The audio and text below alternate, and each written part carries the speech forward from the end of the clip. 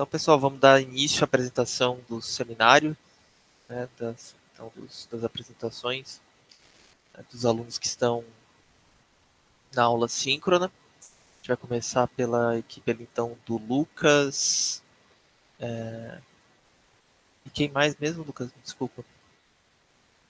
E o Arthur, né? É o Lucas e o Arthur. Só Isso. que Isso. depois eu acho que é o Henrique e o Douglas, depois pode ser eu e o Matheus. Isso, vamos fazer nessa ordem, então. Fechou. E então fica a palavra Posso com apresentar vocês. a tela? Tá. Pode compartilhar a tela. Como eu falei, né? Não sei se se prepararam com a câmera, mas o ideal é que vocês estejam com a câmera aí. Eu vou fechar a minha e fica a apresentação para vocês, né? Quem tiver a câmera, eu Eu tô meio bagunçado aqui, forço. mas. Não penteou o cabelo? Eu não tenho webcam, professor. Infelizmente, vai Tá. só no gogó.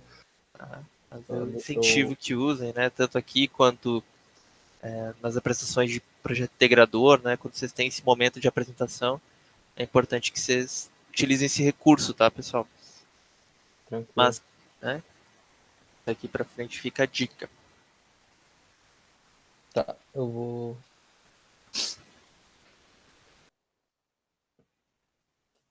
Peço licença então aos colegas, vou apresentar a tela.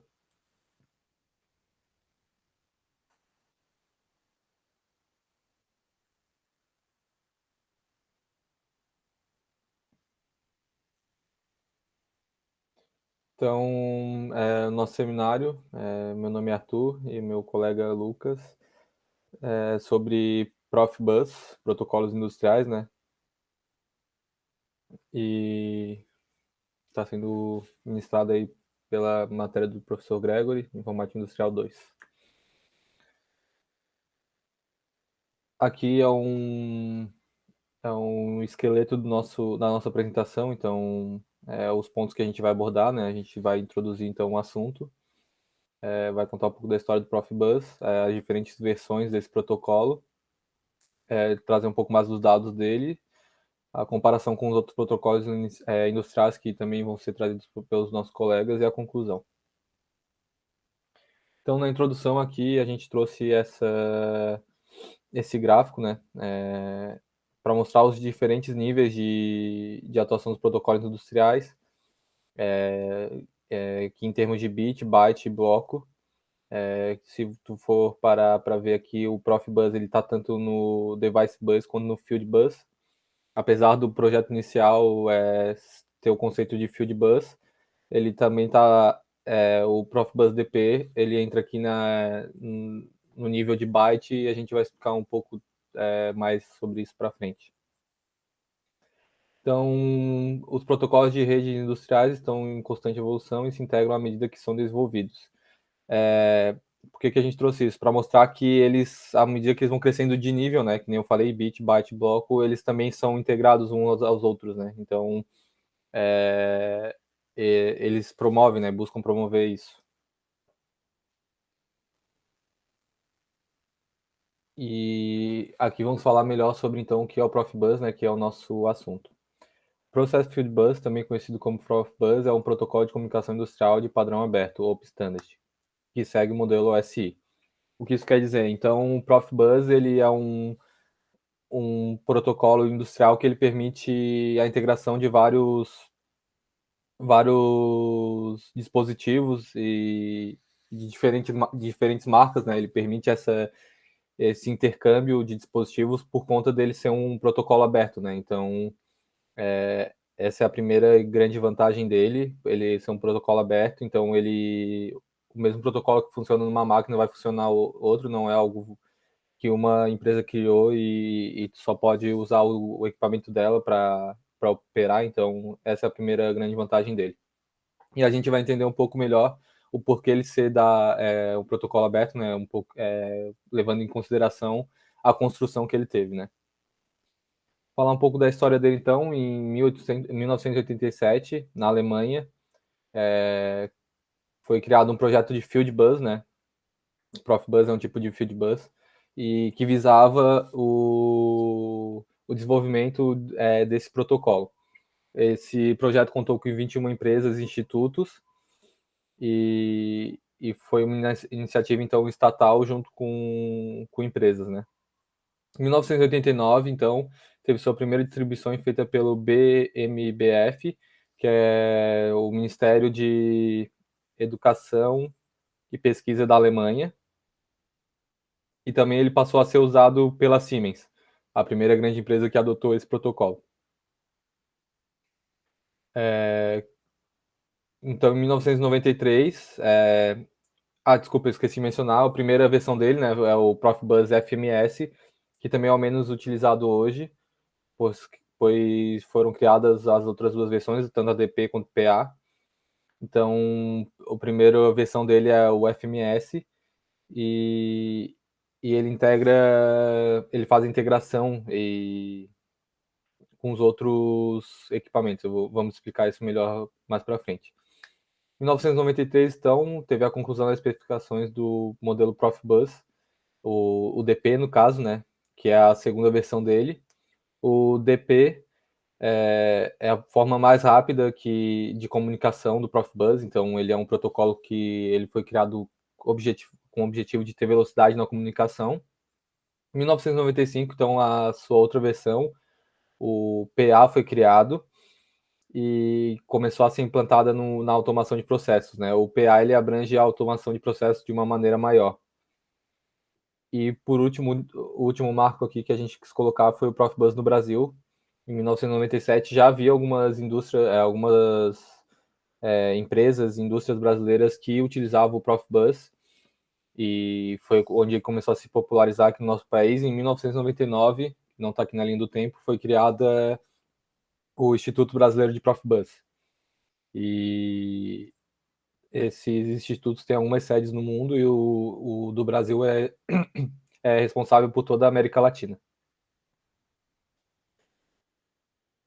Então, aqui são as versões que a gente citou do Profibus, né?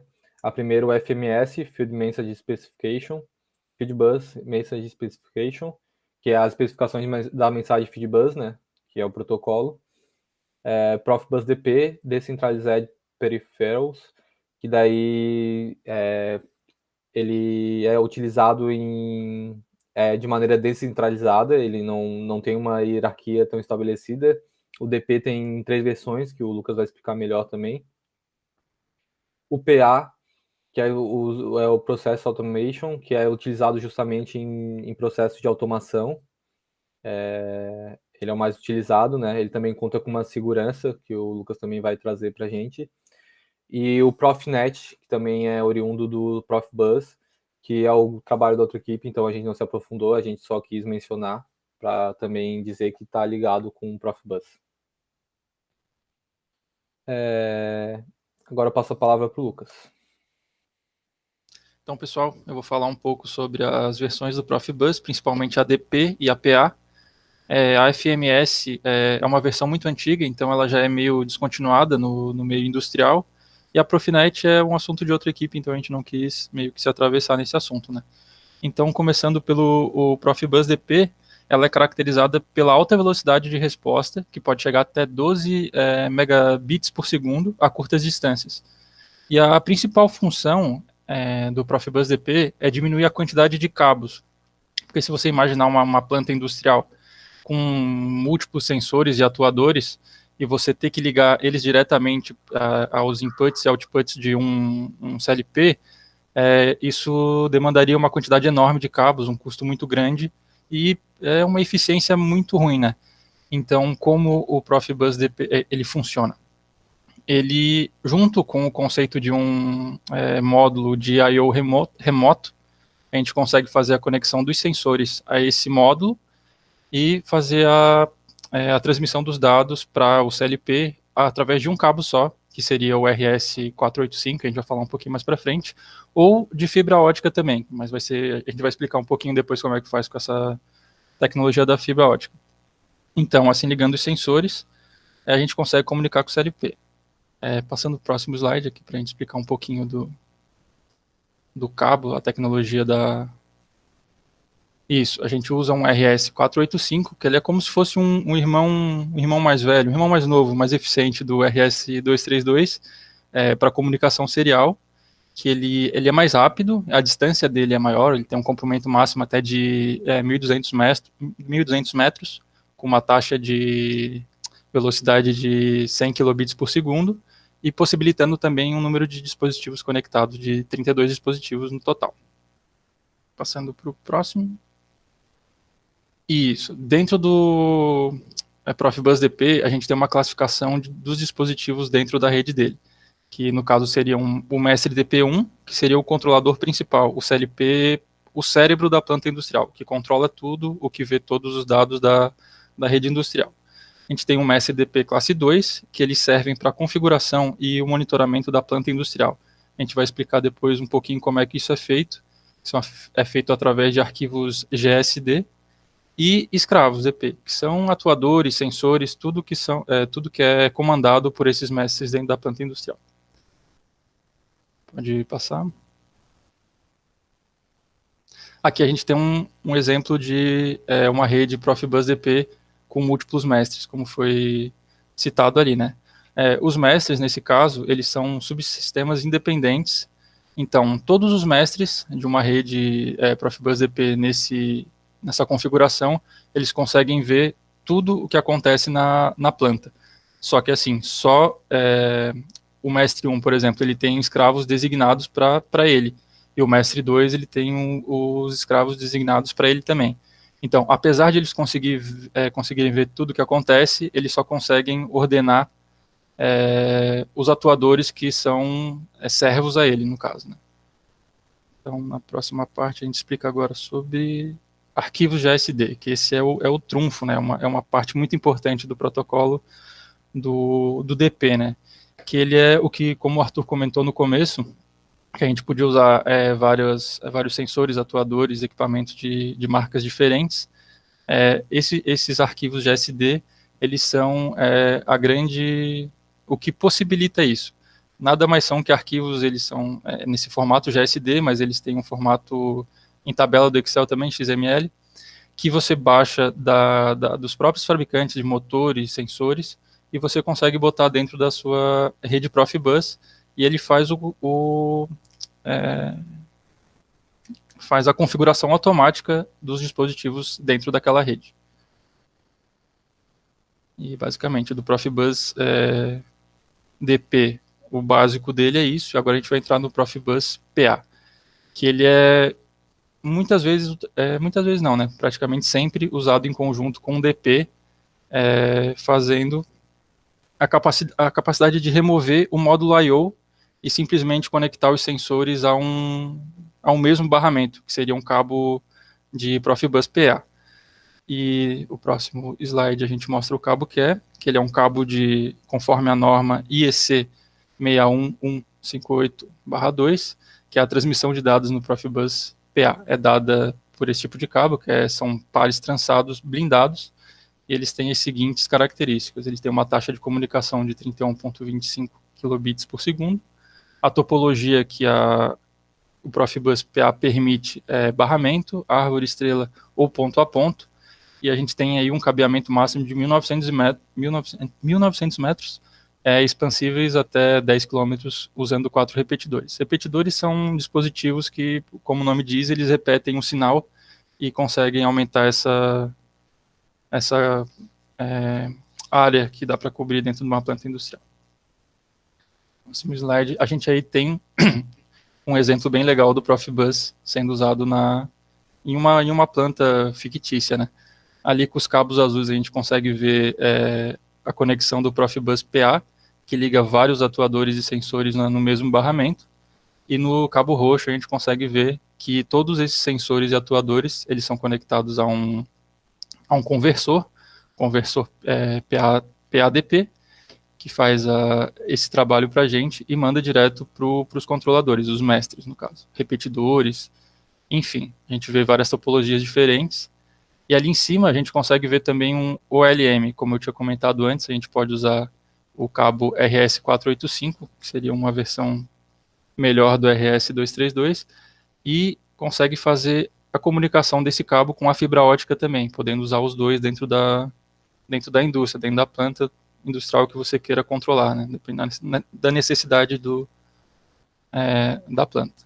E agora o próximo slide é uma comparação entre o Profibus e outros protocolos. Eu vou passar a palavra para o Arthur. Eu só queria comentar também que o Profibus ele é um protocolo muito utilizado há praticamente 30 anos.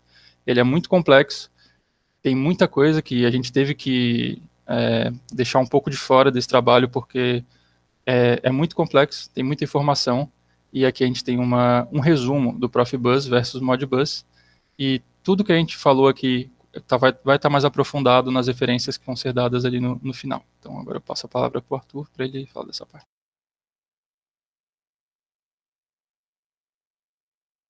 Esqueci de desmutar, desculpa. Então, como o Lucas falou, um pouco sobre a arquitetura do Profibus, agora a gente vai fazer essa comparação, né? A gente botou aqui que o Profibus ele é um pouco mais complexo para ser implementado em relação ao Modbus, né? Como eu já tinha citado no começo, a questão dele ser open source também ajuda na questão de ser mais intercambiável, né? E também algumas coisas que eu esqueci de citar no começo, sobre a gente falou sobre ele ser OSI, né, o modelo que ele segue, mas ele não segue todas as camadas do OSI, ele usa apenas 3.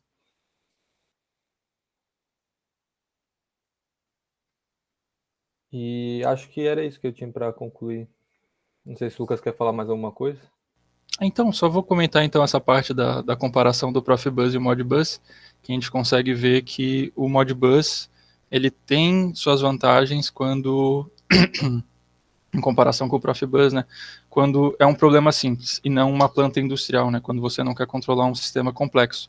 O Profibus ele tem essa vantagem, não é à toa que ele algumas fontes dizem que é o segundo mais usado, outras dizem que é o primeiro protocolo industrial mais usado, porque ele consegue ter essa robustez. Os cabos padronizados, né, pelas normas que regem o protocolo Profibus, eles são muito seguros, principalmente os cabos do PA, eles são muito resistentes a ruído, a interferência eletromagnética, a incêndio, são cabos muito, muito, muito robustos mesmo, e com a possibilidade de conexão de até 32 dispositivos ali, e possibilidade de aumentar isso também. E com altas velocidades, né, para relativamente baixas distâncias. E além de conseguir descentralizar os periféricos ali, né, como o nome diz, a gente ainda tem o PA para conseguir fazer isso tudo num barramento só.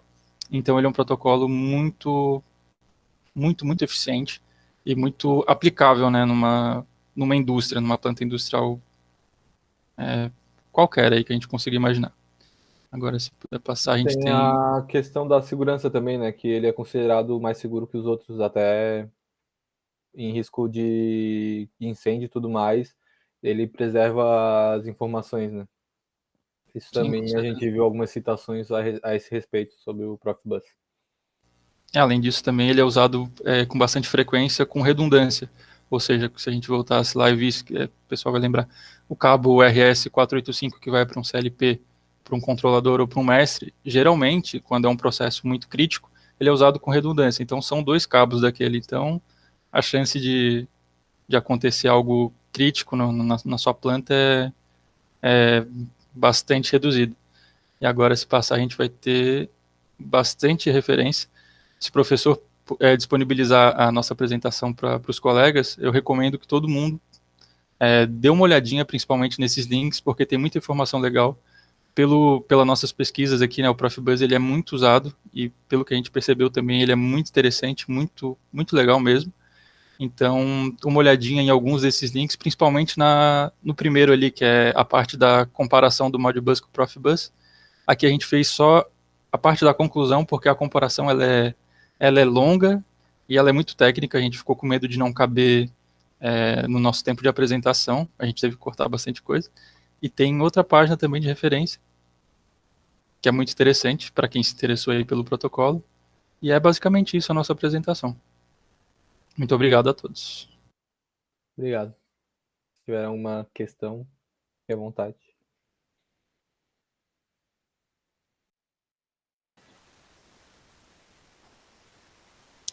Bom, parabéns aí a dupla. Se alguém tiver alguma questão para colocar para os colegas. Não. Eu não tenho questões, não. Não? É bastante coisa, né? Mas sem grandes dúvidas, eu acho que a equipe mandou muito bem, parabéns. Vocês ficam se ajudando aí, né? Eu, na minha época, perguntava mesmo. Tava nem aí. O pessoal, estão na oitava, né? Na oitava fase, o pessoal já estava acostumado. No início era complicado, mas nesse momento o pessoal já até esperava. Mas não tem não tem ninguém na turma aí que é o cara da pergunta, então, né? Acredito que não. Não, é todo mundo Pode combinadinho fazer. aí, não pergunta que eu não pergunto também, então. Não, pode fazer. Garantir a resposta a gente não garante, a gente tenta. Não, tranquilo, gente.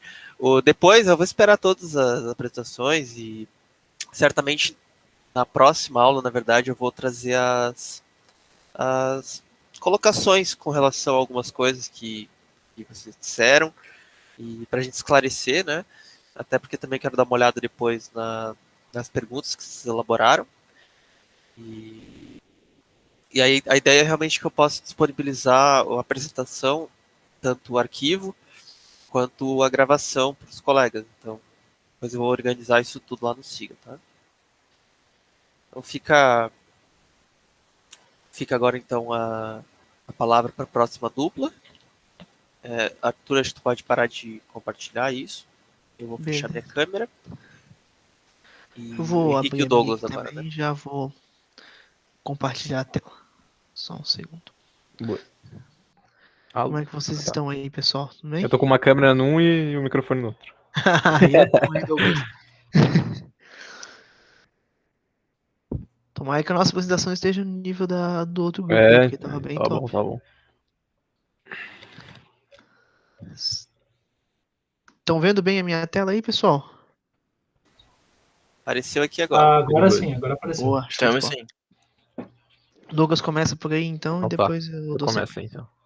Então, bom dia a todos aí. A minha equipe aí sou eu, Douglas e o Henrique Ternes, e aí a gente vai falar um pouquinho sobre o protocolo MQTT, que eu julgo aí ser um dos protocolos mais importantes para o pessoal da mecatrônica, né? Que tem muito a ver com a parte de IoT e tal, então acho que se bobear talvez o mais importante, mas acho que é importante o pessoal pelo menos saber um pouquinho sobre. Pode passar o slide. Então, só comentando, tipo, histórico mesmo de onde surgiu esse protocolo. Então, ele começou ali, inicialmente foi desenvolvido pela IBM, né, no final dos anos 90, e acho que todo mundo já deve ter escutado pelo menos o nome da empresa, né, IBM, os computadores e tal. E eles tinham o objetivo de ligar os oleodutos com sensores, os oleodutos que têm os sensores, né, deles de controle de vazão, enfim, com os satélites. Então, oleodutos quer dizer de petróleos, né? Então, que também são oleodutos. Duto de Então, distribuição de combustível, por exemplo. também Tipo pode gás. ser. Exatamente, combustível.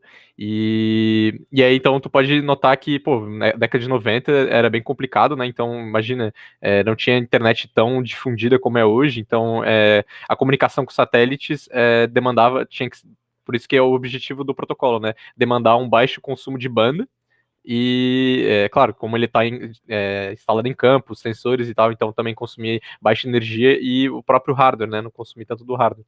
Então dá para entender aí de onde surgiu. Hoje em dia não é assim, né? Hoje em dia a gente tá mais voltado o protocolo para IoT, né? Basicamente, que é vários sensores. Então, claro que a gente não manda mais para satélites, mas a gente manda via internet, né? Então, mas ele ainda tem os princípios dele de ser baixo consumo de banda, energia e etc. Então esse é o histórico dele, né? Por isso que ele é importante pra gente a gente conhecer, porque como a gente engenharia mecatrônica, a gente trabalha com muitos sensores, então a gente tem que, no mínimo, conhecer esse protocolo. Então, as características gerais dele seriam basicamente a comunicação assíncrona, né? Então, ele poder enviar os sensores conseguirem enviar informações e não ficar esperando de fato, né?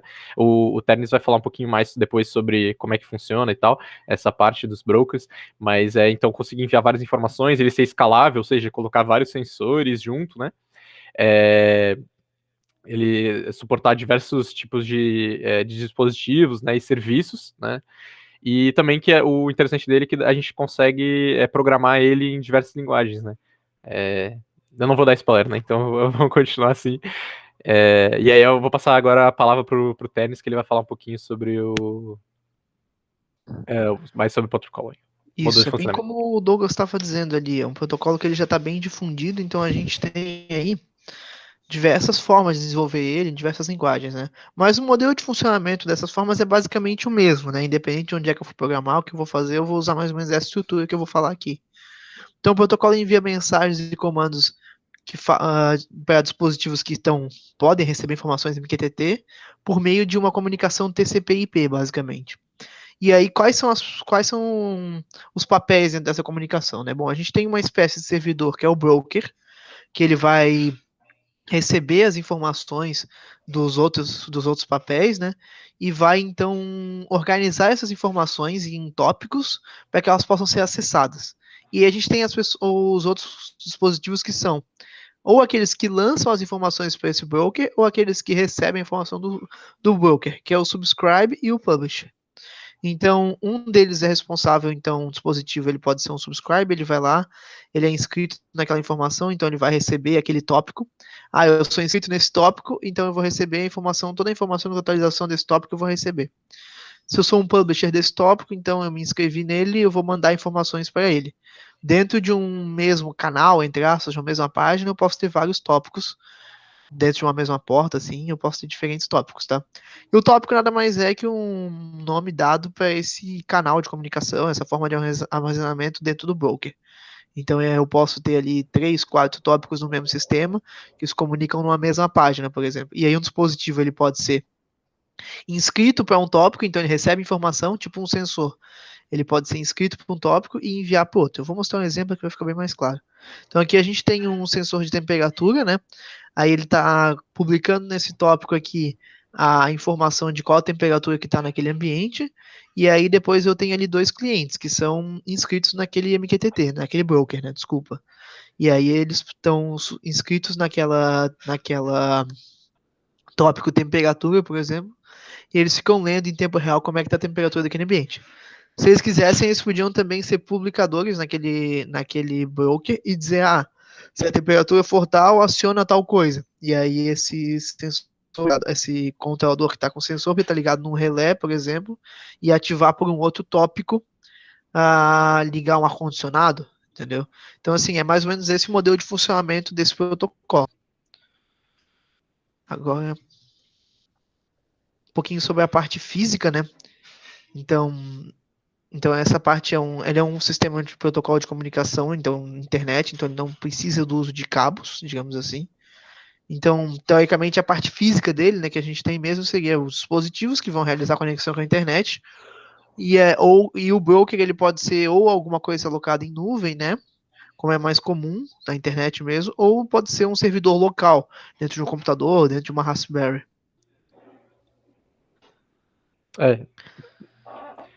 E aí, o Douglas vai então, falar um pouquinho sobre a segurança. Isso. Aí eu vou comentar um pouquinho sobre a segurança, né, como é que a gente pode fazer a segurança, né, desse protocolo MQTT. Então, no próprio, a gente utilizou, na verdade, a aplicação, depois que o Henrique vai mostrar, tem alguns meios que tu pode fazer a segurança, propriamente dita, desse protocolo. Então tu pode fazer o próprio SSL mesmo, né, comunicação enfim, o próprio SSL, que é super comum, autenticação de conexão ao broker, que é basicamente, tipo, quando tu vai inicializar a conexão do broker, tu tem que dizer quem que tu é, sabe? Basicamente é só uma autenticação, e tem autorização de publicação e leitura, tipo assim, o cara não poder fazer... não poder sobrescrever ou ler alguns arquivos que ele não pode ter acesso. Então seria mais nesse sentido de segurança que a gente tem, né? Aí pode falar aí. E aí, essa segurança, né, a gente pode ter, por exemplo, senhas, logins, enfim, só complementando também. E aí, como é que é a forma de desenvolvimento, né? Ele é um protocolo que a gente consegue usar de forma bem simples, até no dia a dia, ele não é tão complexo e até voltado para fazer testes, simulações, ele é muito interessante. Então a gente trouxe aqui alguns exemplos de processos que a gente pode fazer, desenvolvimento mais simples. Então, hardwares poderiam ser, por exemplo, uma ESP, que a gente vai mostrar um exemplo depois com ela, mas também poderia ser uma Raspberry para funcionar como hardware ou até como um servidor broker local. E tela de supervisória, que a gente consegue visualizar a informação, né? Aí algumas aplicações que já existem prontas para fazer esses dados, por exemplo, se eu tenho um sensorzinho gerando valores com uma ESP, eu quero ver essas informações. A gente vai mostrar isso aqui depois, mas existem aplicativos já prontos, por exemplo, esse aqui esse aqui, o IoT MQTT Painel. Aí esse aqui eu consigo baixar no meu celular, botar ali a porta e o tópico, e aí eu consigo buscar as informações em tempo real, de como é que eu quiser e tal. É bem intuitivo e bem fácil de usar, sabe? E o MQTT Lens eu não vou me alongar aqui, que a gente vai mostrar mais a seguir. Tem o Node-RED também, que é muito usado para essas comunicações ligadas à internet das coisas também, e é muito usado pelo MQTT também.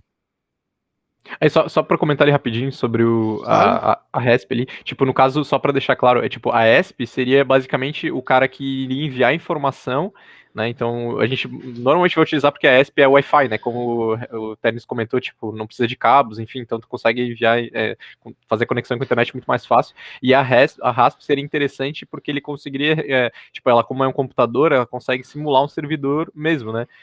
No caso da nossa aplicação, na aplicação que o Ternis tem, ele enviou a informação para ele terceirizou o servidor, né? Mas tem a oportunidade de a gente ser o nosso próprio servidor, né? Então ser uma RASP mesmo. Só comentando mesmo.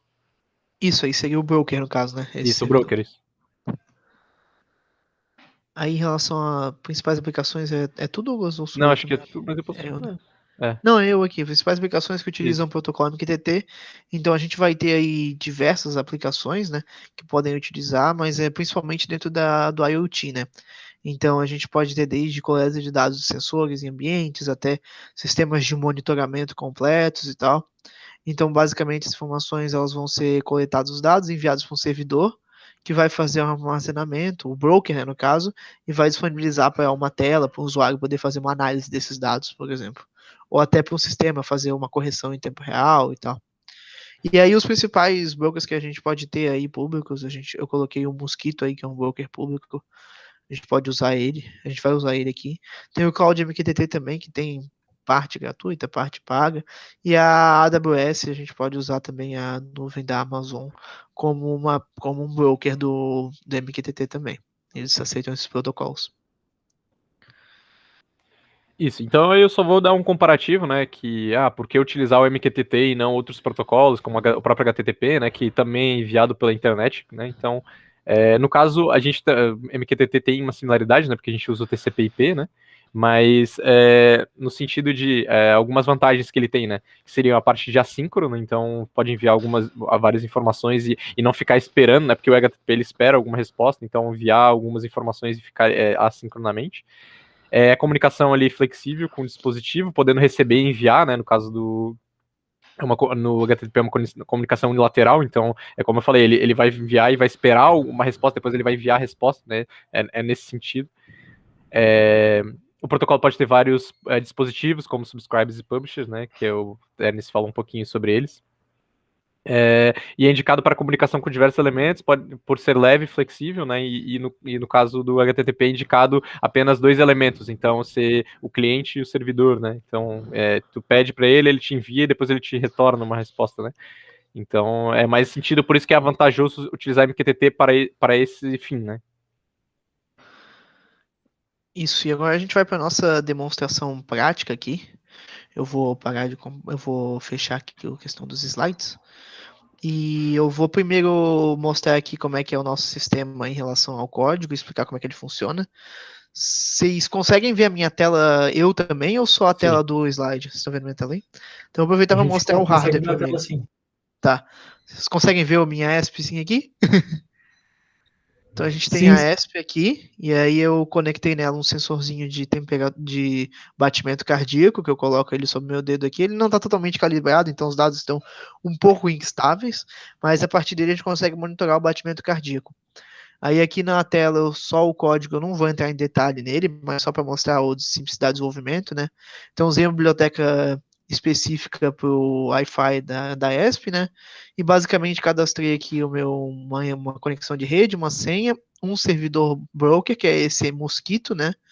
Que é um broker.org, então ele é público. E o que eu dei de informação para ele para poder me conectar, né? Eu dei o endereço mesmo, que é esse teste.mosquito.org aqui.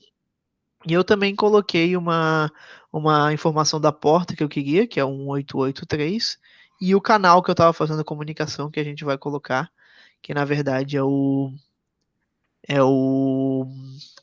sensor cardíaco aqui. Ó. Então, basicamente é isso, e depois o resto é questão do desenvolvimento da leitura dos dados do sensor e calibração dele, tá? Então esse código já está rodando aqui na minha ESP, eu vou parar de compartilhar a tela, porque o Douglas vai mostrar as informações chegando no software dele. Aí só para comentar ali que ele mostrou que ele botou como publisher o sensor cardíaco. Então, para eu receber as informações, eu vou utilizar uma extensão para visualizar os dados que estão sendo enviados pelo Ternis pelo meu computador. Né? Então, aí eu tenho que botar o mesmo nome, né? Porque aí a gente para conseguir puxar, peraí. Isso, até porque se ele colocar outro tópico, ele vai puxar as informações de um lugar que eu não estou enviando nada, entre aspas. Aí a gente pode ter vários tópicos na mesma página ou na mesma porta. Isso. Pode começar, ó. Aí, no caso, ele tá enviando lá, ele tá morto, né? 20 batimentos. Agora vai começar, porque agora que eu tô botando o meu dedo aqui, tá botando ele vai ó, começar, agora... ó. Vai começar a estabilizar daqui a pouco, mas uns 80 por aí. Isso aqui é uma extensão do Chrome, que é bem interessante, eu nem conhecia, até o Ternis me mostrou, então a gente consegue puxar as informações de MQTT e a partir do que ele está publicando, então aí a gente consegue ver as mensagens ao vivo. Poderia ser qualquer coisa, né? Poderia ser temperatura, poderia ser, sei lá, né? Uma informação de bit, sei lá, tua porta tá aberta 0, tá fechada 1, sei lá, né? Enfim, pode ser qualquer coisa do tipo. Então, aqui eu posso mostrar mais mensagens, mas aí eu acho que fica meio confuso. Apenas uma mensagem aí mostra 171. Tá meio estável tá um pouco desconfigurado aqui, até peço desculpa, pessoal. A gente configurou à noite, é um sensor óptico, então durante o dia ele tem uma... Se ele não tá perto da parte de trás dele aqui, ele fica um pouco meio perdido. Sim. Mas agora ele repetiu aí os 70, sim. Agora tá aparecendo, agora tá aparecendo 60. Tá um calmo pouquinho aí. Mais estável. Tá calmo. Enfim... Mas essa é uma extensão bem interessante do Google Chrome para a gente poder testar a nossa aplicação, o MQTT Lens, ver se tá chegando informação e depois tu pode importar essa informação, copiar para uma base de dados, enfim. Eu acho que é isso, gente. Douglas, mais ou menos isso que a gente tinha para mostrar, né? Estamos abertos a dúvidas aí sobre o protocolo, sobre a aplicação, enfim. É isso aí. Obrigado. Pessoal que ficou curioso aí. Bom, pessoal, é legal que vocês conseguiram fazer a aplicação real. Foi o que eu esperava mesmo do MQTT, já que ele é um protocolo muito tranquilo de realmente implementar, né? É um dos que a gente pode, sem o hardware mesmo, né? Até se quiser fazer só uma simulação via computador, é bem fácil de usar, né? Sim, até uma coisa interessante, desculpa cortar o professor, mas é que aí no próprio MQTT tu pode ser o teu publisher e o subscriber, então tu enviar para ti mesmo as informações, né? A gente até comentou disso. Sim. Sem ser eu tava até aqui tentando, mas eu não consegui pegar ali na hora do código, mas eu tava tentando conectar aqui no eu passo já para tentar já, porque eu poderia, entendeu, pessoal? Com o que ele mostrou ali, já daria para eu entrar aqui no dashboardzinho. E o Mosquito é bem, ele é 100% acessível, então se o professor quiser ter o teste.mosquito.org e aí a porta é 1883. Isso que é a porta padrão, né? Isso. E aí o nosso tópico ali ficou sensor cardiac, tudo junto. Ele não tá conectando aqui, não sei porque. Eu acho que eu botei o... Cardiac, sem o... Não, é teste.mosquito? É teste, né? Sem o E, né? Teste, sem o E, desculpa, isso. Tá? Teste. Eu peguei o teste sem o E. Tem outros, né, também, pra gente pode acessar, mas eu acabei pegando esse aí. Mas eu posso enviar também, se o professor botar aí, eu posso escrever ali literalmente, sei lá, teste, e aí vai chegar pro senhor aí o teste, Não, né? eu digo, mas o endereço do broker tem que ser teste.mosquito. Isso mesmo. Sim. Isso. Bom, depois eu tento aqui. Mas... É coisa a gente passa a informação. Vocês chegaram a ver aquela questão do Quality of Service, o QoS que tem ali? A gente chegou a passar por isso quando tava nas pesquisas, mas acabou não indo a fundo, nem olhando ali. Mas pelo que eu me lembro, é alguma coisa ligada à questão de segurança, de qualidade da informação recebida, né? Nesse sentido, né? Eu falei que iria deixar para tudo pro final, mas essa parte acho que é interessante a gente Claro, tirar claro. dúvida Não, agora. sim. Quando vocês citaram a parte dele ser assíncrono, tá, gente? E Entendi o que você quer falar. o Tá. ser assíncrono dele é exatamente quando você escolhe um Quality of Service 1 ou 2 ali. O 0, ele, se eu não me engano, ele é assíncrono mesmo. Ou seja, se eu tenho um cliente, né, alguém inscrito e alguém publicando em um tópico e eu utilizo o QoS 0, Quality of Service 0, ele é aquele que vai garantir apenas que aqueles que estão online agora se comuniquem. Então, se eu publico naquele tópico e tem gente online que está inscrita, vão receber esses dados. Se o cara está offline e aí depois ele fica online, mesmo ele tendo inscrição naquele tópico, aquele dado não é retido no broker. Ele não vai ter acesso a esses dados que ele perdeu. Já se eu utilizo um Quality of Service 1 ou 2, aí ele vai ter lá as questões ele vai ficar tentando enviar, né? E se eu não me engano, o Quality of Service 2 ele garante uma entrega apenas uma. O Quality Service 1 ele garante pelo menos uma entrega do dado. Então são eles que garantem essa sincronicidade aí do protocolo, que é bem legal. Então se eu tô offline, mas eu tinha uma inscrição em um tópico e eu perdi dados, né? Dados foram publicados lá enquanto eu estava offline. Se eu estou usando um Quality of Service 1 ou 2, daí quando eu ficar online, eu recebo aqueles dados ali, pelo menos o último, alguma coisa desse tipo. Tá? Então, mas aí depende, né, da aplicação, tu vai escolher ou não, né? Acaba tornando a comunicação um pouco mais lenta quando você tem isso, que é a mesma coisa do UDP e TCP. Né? Quando a gente usa um Quality of Service maior, você tem a confirmação do recebimento, aquela troca de mensagens parecida com o TCP,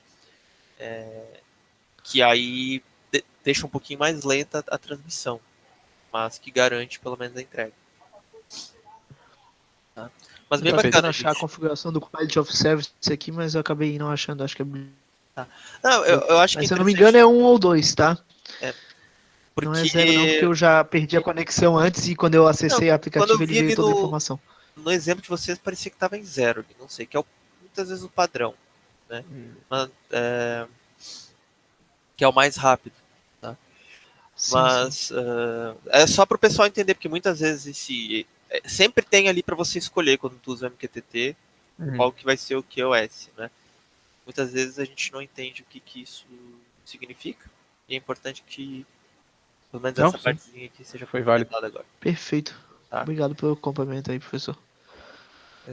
Bom, tem outras questões que depois eu trago na outra aula, que eu anotei, mas fica tranquilo, a apresentação foi muito boa, tá? Beleza. Tá bom, obrigado aí, pessoal. Isso aí. Eu vou sair da câmera só, mas vou continuar na aula.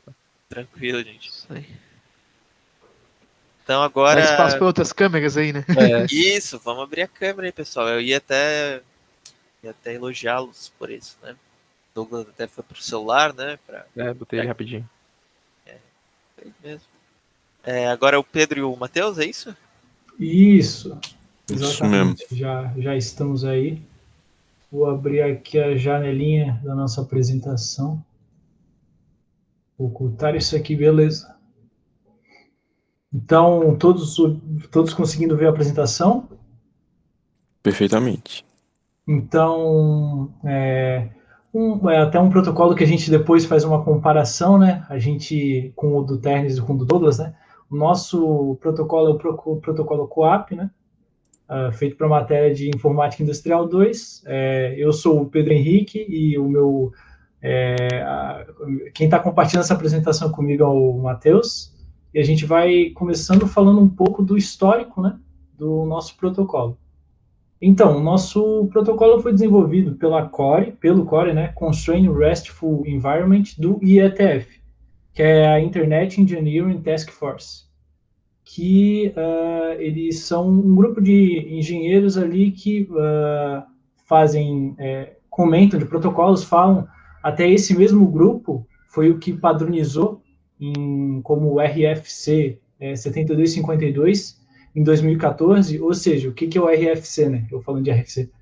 O RFC são comentários que esse grupo faz para aplicações. Então, nesse caso, eles fizeram sobre o CoAP, né? E explicam como é que é o funcionamento e essas questões, né? Então, o protocolo CoAP foi criado para ser um protocolo enxuto, né? Eficiente e atuar em ambientes restritos, né? Como um ambiente restrito seria, por exemplo, um medidor de temperatura, alguma coisa, algum processo assim que tem pouco poder de processamento, né? E depois a gente vai falar mais sobre isso também. Avançando um pouco, a gente vai falar um pouco então das características do nosso protocolo, né? Então, ele utiliza o protocolo UDP para comunicação, por isso que ele consegue ser um protocolo rápido e enxuto, é o jeito como ele consegue trabalhar.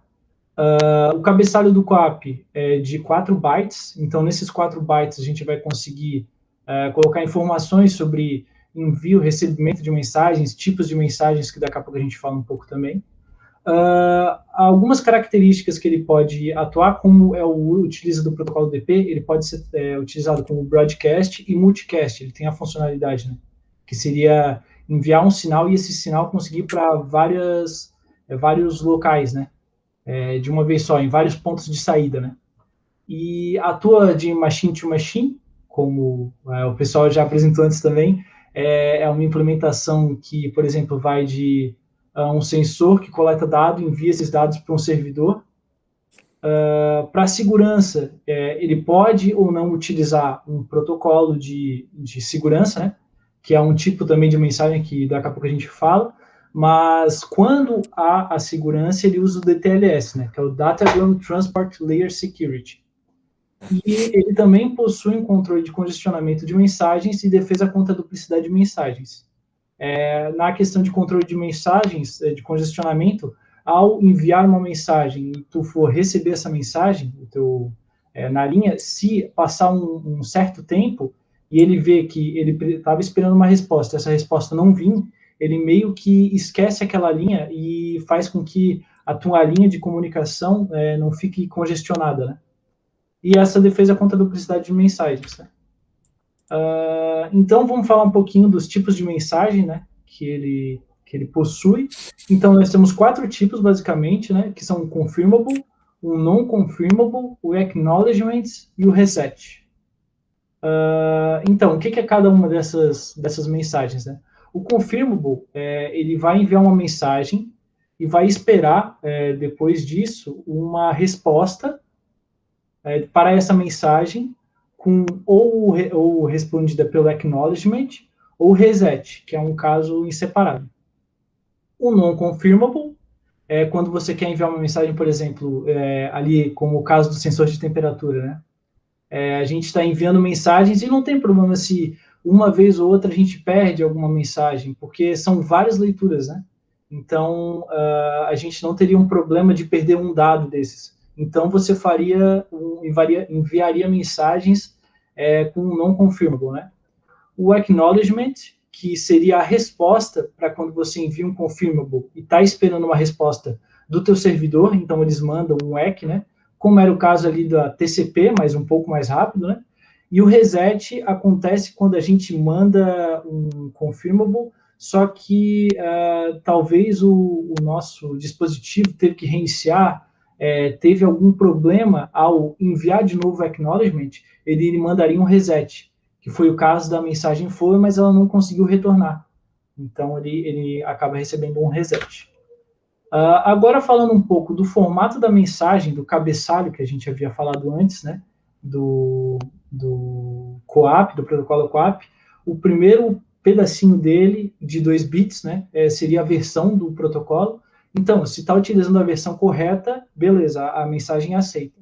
Um ponto importante para destacar aqui é se a versão da imagem for diferente da versão correta do programa, no momento, ele não consegue utilizar a mensagem é descartada. O tipo da mensagem também de 2 bits, foi os que eu especifiquei agora há pouco, né? O token, que pode ser de 0 a 4 bits, o tamanho dele, como pode ser observado na imagem, ele vai falar qual é o tamanho da mensagem do token, que pode ser de 0 até 8 bytes. O code, os 3 primeiros bits mais significativos do code, ele tem 8 bits, né? Então, os 3 primeiros bits são da classe dele, então ele possui 4, que seria de requisição, resposta de sucesso, resposta de erro do cliente e resposta de erro do servidor. E os outros 5 bits são para mais detalhes da mensagem. E o message ID trabalha naquela questão de duplicatas, que eu falei para não ser repetida a mesma mensagem, né? Então ele, observa que o ID é igual da mensagem, então ele vai ver como duplicata a mensagem, duplicada, né? E ele também compara confirmação com confirmável e o reset com uma mensagem não confirmável. Ele também tem esse papel, né? Agora eu vou passar a palavra para o Matheus, que vai falar um pouquinho mais do nosso protocolo, começando por segurança. Boa tarde, pessoal. Como o Pedro disse, eu vou comentar a segurança que o nosso protocolo usa. Primeiro, ali tem dois tipos de segurança. A primeira é a NoSec, ou seja, o protocolo ele não vai dar nenhuma segurança para o usuário. Simplesmente ele vai só enviar os dados sem nada mais. Ou ele tem, que nem o Pedro comentou, o Datagram Transport Layer Security, que é o DTLS. O DTLS ele tem 3 pilares, ele é feito se baseando em 3 pilares. O primeiro deles é a PSK, que é o Pre-Sealed Key. Ele vai cuidar da criptografia desses dados, ele vai ser uma chave que vai permitir com que o usuário ele sabe com quem que ele vai poder se conectar no servidor. Aí, depois disso, tem o segundo é o RPK, que é o Raw Public Key, que vai cuidar da autenticidade dos dados enviados para o cliente, pelo servidor.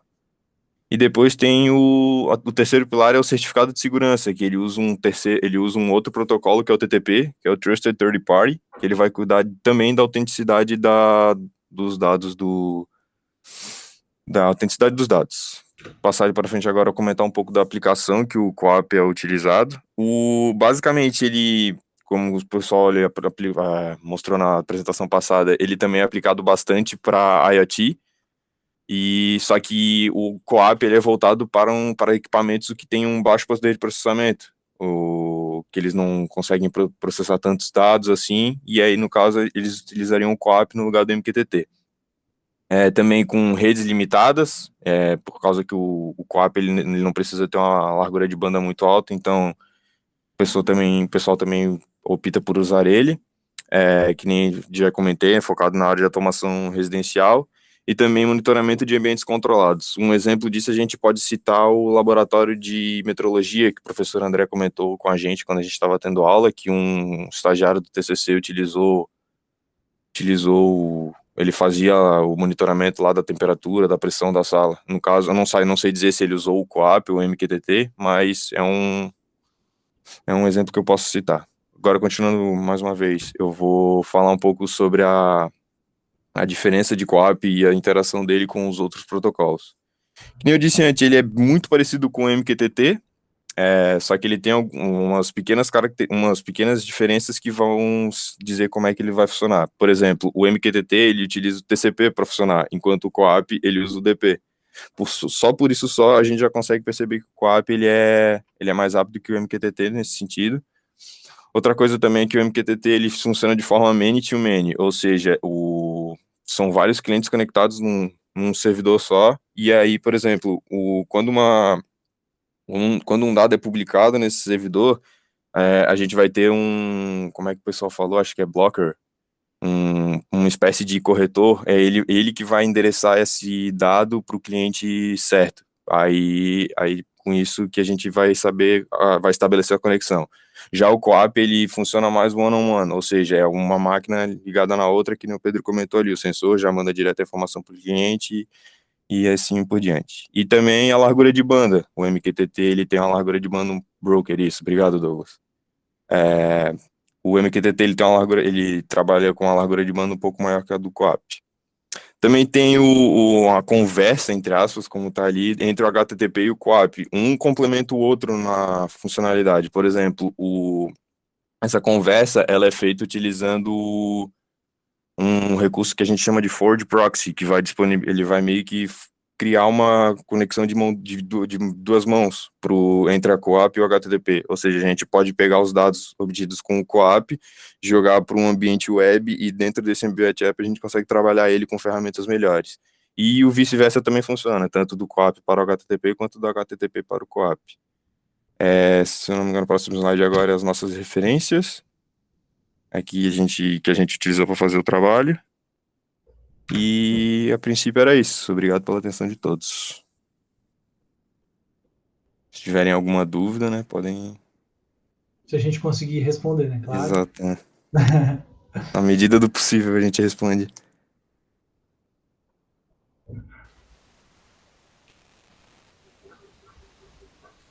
Eu tenho uma dúvida.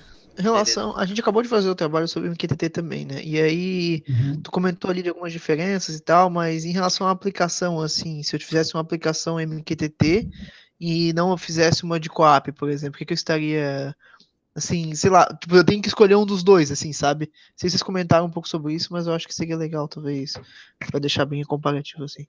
Tem que escolher um dos dois para fazer uma aplicação. De Como a temperatura, gente... por exemplo. Então, a gente observou muito, vendo as aplicações, que eles falam bastante de aplicações onde a gente pesquisou em geral, assim, mas não tem muito uma aplicação específica em que foi realmente mostrado o QAP atuando. Porém, o que a gente pode te dizer é que a gente pode observar, pelo que a gente até já sabe, né, que o MQTT utiliza de TCP e o QAP utiliza de UDP, né?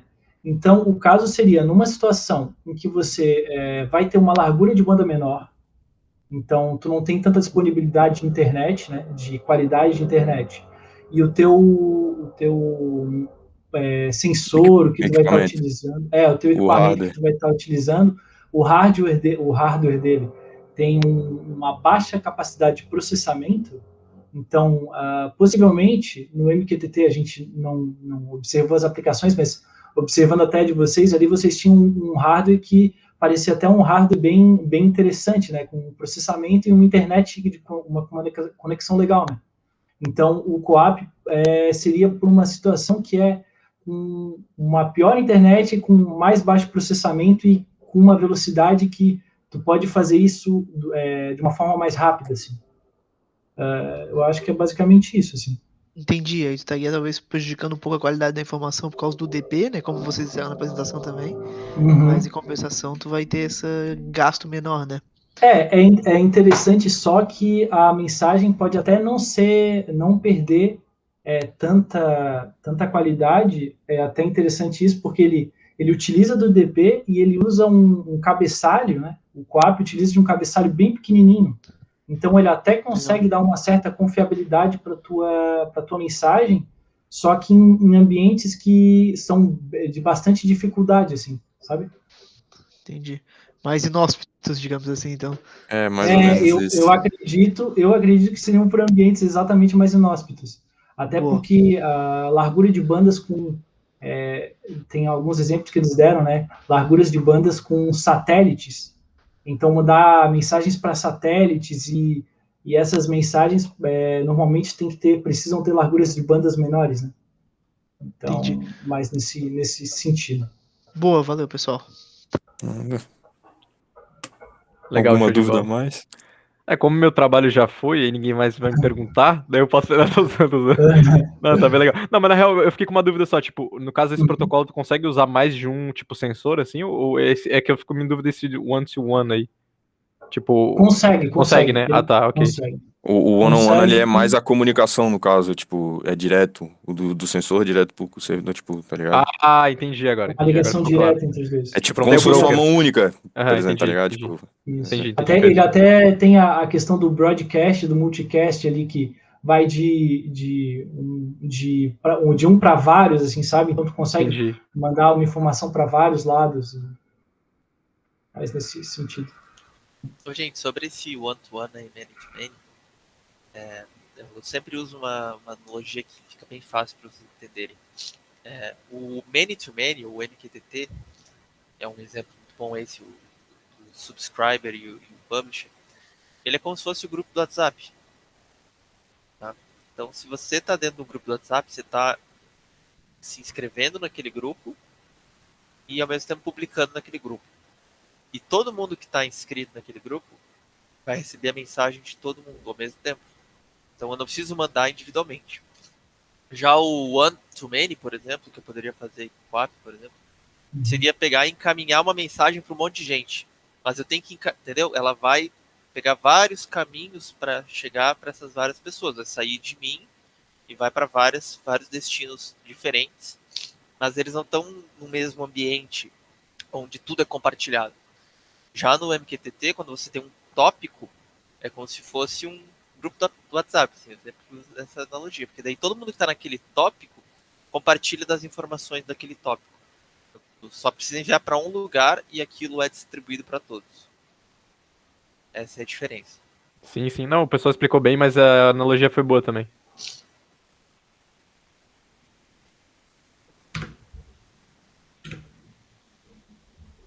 Não, beleza, foi uma muito boa apresentação, pessoal. A única pergunta que eu teria é se chegaram a tentar implementar isso de alguma forma no computador? Então, professor, falando nesse sentido, a gente até procurou implementações e a gente não conseguiu encontrar alguma implementação legal assim, e mesmo, não sei se parece que tem pouco, a gente não conseguiu buscar bastante, só que a gente não conseguiu, acabou não conseguindo encontrar uma aplicação para implementar. Tá, eu vou tentar para a próxima aula, vamos ver se eu consigo. Tempo, acho que consigo. Talvez fazer uma implementação tanto do MQTT quanto do Coap, do ambiente do Node-RED, que eu acho que é importante que todos conheçam, para vocês verem como é que trabalho com ele. Eu só tenho que cuidar, tem que dar uma olhada no nosso cronograma, se ele não está muito apertado, eu acredito que ele esteja. Mas, quem sabe eu pego 1 hora da próxima aula para demonstrar isso para vocês. E a gente dá até uma olhadinha no Arichart, quem sabe dar uma olhada na diferença desses dois protocolos. Que são protocolos que a gente consegue, né, sem equipamentos específicos industriais, que os outros protocolos exigem, né, que são equipamentos caros, que a gente não tem acesso. Com o contrário desse, o MQTT e o QAP a gente consegue demonstrar aqui no próprio computador. Então eu vou tentar trazer isso para vocês na próxima aula. E daí a gente tenta ver a diferença, dar uma complementada aí nessa parte. Beleza. Agradecemos, porque a gente realmente procurou, mas não conseguiu. Vai ver, pode ser falta de habilidade, não sei. Na verdade, uma das grandes qualidades hoje, principalmente na área de desenvolvimento, que envolve programação e protocolos, etc., é a capacidade de encontrar coisas no Google. Faz parte, é uma skill hoje aí do pessoal. Saber usar as palavras. Né? Não, é uma coisa que desenvolve, gente. Pode parecer brincadeira, mas assim, tu vai desenvolvendo uma capacidade de procurar as palavras-chave, você já conhece mais palavras-chave, você consegue filtrar melhor o que você quer, buscar, né, de forma mais precisa aquilo que você precisa na busca, né? Às vezes até é legal, porque só pra falar desse negócio da pesquisa, às vezes o cara não sabe, né, até programar numa linguagem, tipo eu com Python, eu programo muito pouco em Python, mas tem tanta informação na internet que eu já tô ficando especialista em pesquisar coisas em Python. Então às vezes eu monto a estrutura do que eu quero fazer numa rotina, e aí depois eu vou jogando na internet e encontrando cada bloquinho dessa rotina que eu tô montando. Aí claro, depois ficar com o código pronto é muito mais fácil trabalhar em cima, né? Mas hoje em dia, né, o cara tem que saber às vezes mais pesquisar até do que programar. Exatamente. Por isso que a gente sempre diz que o fluxograma é a parte mais importante. Depois transformar isso em código, né? Então fazer a máquina de estados ou o fluxograma é mais importante que saber codificar às vezes, porque transformar aquilo em código é uma questão de conhecimento de Às vezes até montando um fluxograma tu descobre que tu já tem alguma coisa pronta para isso, ou uma alternativa que seja mais fácil do que, né, se tu parte direto para uma codificação, uma linguagem que tá melhor, por exemplo. Exato. A gente não chega a fazer esse tipo de análise, né? Mas às vezes também analisar que tipo de linguagem vai te trazer um resultado mais eficiente para aquele tipo de problema que você está tentando resolver. Né? Mesma coisa os protocolos de comunicação. A gente vai sempre ter que escolher entre um e outro. Por isso que foi legal a pergunta de vocês. E é sempre essa pergunta que vocês vão se deparar no mercado de trabalho, sabe? O que eu vou usar? Como é que eu vou justificar isso? Né? Às vezes não se justifica muito, às vezes vai pelo que tem. Mas em muitos casos vão ser colocados à frente de possíveis opções que vocês têm que daí realmente encontrar os diferenciais para escolher. Bom, então obrigado pela apresentação, Pedro e Matheus. Tranquilo, obrigado também. Agora, tem mais alguma dupla que poderia apresentar agora? Tem eu e o Vamos Ininho. lá, Zé. Então, palavra com vocês, na tela também. Daí, Se tiverem câmera aí, tiverem penteado o cabelo diferente de mim aqui. eu tô tudo improvisado, que eu tô aqui na terrinha passando frio. Não tem fogão a lenha aí não, pô? Pô, nem o ar-condicionado não dá conta. Frio pra caralho. Bom, tá com vocês a palavra, gente. Obrigado.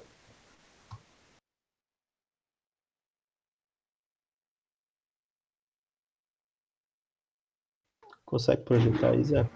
Ah, ok, já tô apresentando, só tô ligando minha câmera. Vou ver se consigo.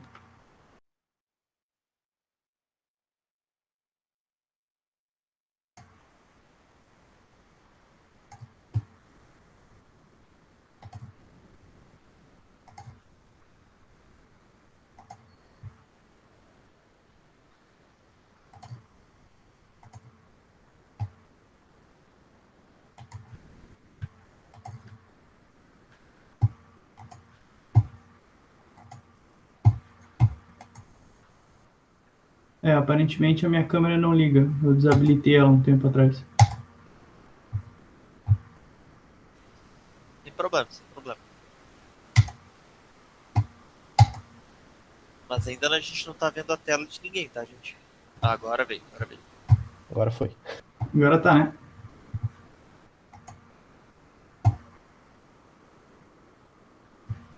Bom, então vamos começar aí, pessoal. O nosso trabalho do protocolo industrial AS Interface. Primeiramente, o AS Interface é uma abreviação para Actuator Sensor Interface, ou seria uma interface de atuadores e sensores. Pode passar aí, Zé. Ele é um protocolo utilizado basicamente para fazer a conexão lá no começo, no fim da linha, né, de um processo, de basicamente uma maneira mais simples e mais eficiente de conectar teus atuadores e sensores ao teu equipamento que vai controlar eles, né, que seria o teu CLP, por exemplo. Um pouco do histórico desse protocolo. Ele foi criado lá no começo da década de 90 na Alemanha por um grupo de empresas. Entre essas empresas aí estava a Siemens também envolvida, que foi basicamente desenvolvido pensando realmente numa forma de facilitar essa conexão aí dos sensores, atuadores ao teu controlador, né? Era interessante porque muitas linhas de produção, às vezes nem tão complexas, mas elas possuem muitos atuadores, muitos sensores, então era um cabeamento muito grande. Então, basicamente, foi essa a ideia que pensaram na implementação desse protocolo, para diminuir até e facilitar a instalação, para não ter que conectar, digamos que eu tivesse uns 50 atuadores sensores, eu teria que passar 50 cabos conectando com o meu CLP para controle, né? E com esse aí, tu simplesmente bota um servo lá, que depois tu vai explicar mais a fundo.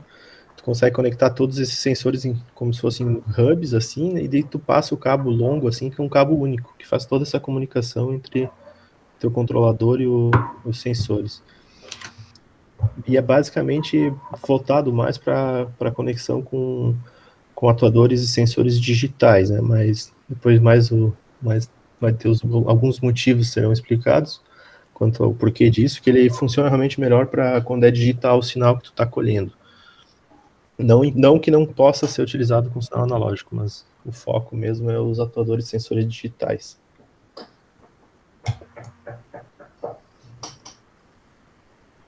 Então, aqui, ó, o Leonardo, né? Aqui a gente vai passar um breve histórico da rede, né? Essa interface. Ela começou em 1990, com o surgimento da S Interface na versão 2.0, né? Ela possui capacidade de atuar com 32 dispositivos. Cada dispositivo, né? Nele tu vai tem várias placas que se acha para comprar e, por exemplo, tem placas de entradas e saídas. As placas de entradas e saídas vão ter sensores de entradas e atuadores para saída, atuadores digitais. No caso, essas placas vão ter 4 saídas digitais, que seriam os servos, né? E uma latência de rede de 5 milissegundos. A latência de rede seria importante quando vai instalar uma rede, porque vai ser a velocidade que vai ter esse teu processamento de ida e volta por todos os teus servos e voltar para a tua central, né, teu master. Então é bom tu ter uma noção dela para quando vai desenvolver o teu sistema, né? E também a quantidade de dispositivos que, por exemplo, tu pode querer aumentar a tua rede na tua indústria, sabe, na tua linha de montagem. Em 1991 foi fundada a S Interface International. Nela seria uma associação para normatizar o protocolo em nível global, né? Quando era só um grupo de empresas. Em 1998 lançou a versão 2.1 do S Interface. Sob demanda, eles tiraram uma dessas saídas digitais para colocar um sinal para dizer se vai ser do tipo A ou do tipo B. Com esse sinal, conseguiu dobrar a quantidade. Então, a quantidade de dispositivos passou para 32A ou 32B, e o tempo de latência aumentou para 10 milissegundos.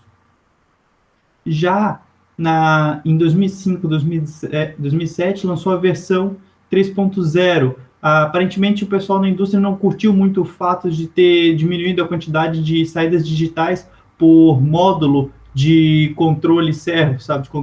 Então, eles voltaram e teve mais uma saída digital para controle. Quando eu falo para vocês saída digital, no caso pode ser o módulo, ele pode controlar, por exemplo, um atuador pneumático, ele pode controlar um motor de pequeno porte, ele pode fazer acionamento de 4 dispositivos, né, digitalmente. Também na versão 3.0, em 2005, 2007, começou a ter a previsão de inclusão de internet, né, para esses dispositivos, estava se vendo que era muito necessário. Então, começaram a ter atualizações para o AS Interface para ter o gateway de internet. O que é gateway? Gateway é importante para a gente nos estudos de rede, né? Porque a gente vai ter um protocolo, tipo, a gente está trabalhando agora com vários protocolos, né? Por exemplo, tem o Profibus, né? O Profinet. Esses protocolos, por exemplo, pode ter um CLP trabalhando com esses protocolos, que ele passa os dados desse protocolo para um gateway. O gateway vai passar a passagem desse protocolo para o nosso protocolo, por exemplo, que vai ser o AS Interface, e o AS Interface vai fazer o controle. Então, o Gateway Internet vai ser um dispositivo físico que vai fazer a passagem do dado de um protocolo para outro protocolo, para ter essa comunicação. E nessa época tinha muitos protocolos que trabalhavam com internet, né? Para ele ficar atualizado, né, no lance da internet. No futuro, que é agora, tem a versão 5.0 do AS Interface, né? Tem várias coisas, como a velocidade da latência dele diminuiu em 8 vezes, o alcance dele dobrou, né? Antes era de 100 metros de alcance de cabeamento, a gente fala isso mais para frente. E o analógico ele vem com 32 bits, antes era só 16 bits de dados analógicos. Muitos dados analógicos a gente vai colocar nos nossos sistemas industriais. 16 bits não é o suficiente para os nossos sensores, sabe, quando a gente vai instalar. Às vezes pode ser que a gente trabalhe com sensores de temperatura, dá até para comprar alguns, que são 32 bits, muito mais dados, né, para processar. Agora o Ingo. Bom, eu vou falar um pouco das características do AS Interface, porque falando assim até agora não deu para ter uma ideia do que a gente está falando, talvez, né, do que se trata esse sistema. Ele é basicamente ele estabelece uma comunicação que é do tipo mestre-escravo. Então, como o Zé falou, na versão 2.0 tu podia conectar até 32 dispositivos, e aí depois na versão 2.1 e 3.0 até 64 dispositivos. Esses dispositivos, no caso, seriam os módulos servos, né? Então, tu poderia espalhar vários módulos servos, desde que esteja uma distância de cabeamento total, que não passasse dos parâmetros estabelecidos. E aí, com esse dispositivo, cada um deles controlaria seu atuador ou a leitura de sensores em alguma parte específica do teu processo industrial. E é uma das características desse protocolo aí, é que tu tem que ter um mestre controlando vários dispositivos escravos. Então, e com esse mestre tu consegue fazer todo um escaneamento para localização, tipo endereçamento. Depois vai ter uma explicação aí dos bits, como é que é feito. Então ele basicamente identifica por um endereço de cada escravo, e aí desse endereço tu consegue ter a leitura dos dados de sensores que estão conectados a este escravo, né? Das outras características principais é que a corrente máxima é de 8 amperes para alimentação e transmissão de dados na rede.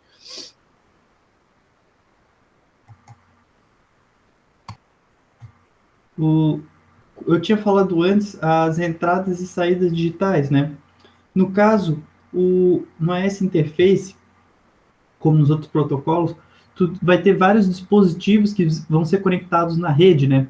Esses são alguns desses dispositivos. Por exemplo, tem uma fonte KFG aqui, a fonte que vai alimentar a rede. No mesmo cabo que é esse amarelo que está passando, aparece aí na imagem, dos conectores, ele vai ter tanto os dados quanto a alimentação dos sistemas. Então, tu tem que ter uma fonte junto, presa no cabeamento, né? No próprio o cabeamento único, só tem um cabo nessa interface. Tem que ter uma fonte alimentando os sistemas, né? Outro também tu vai ter os módulos.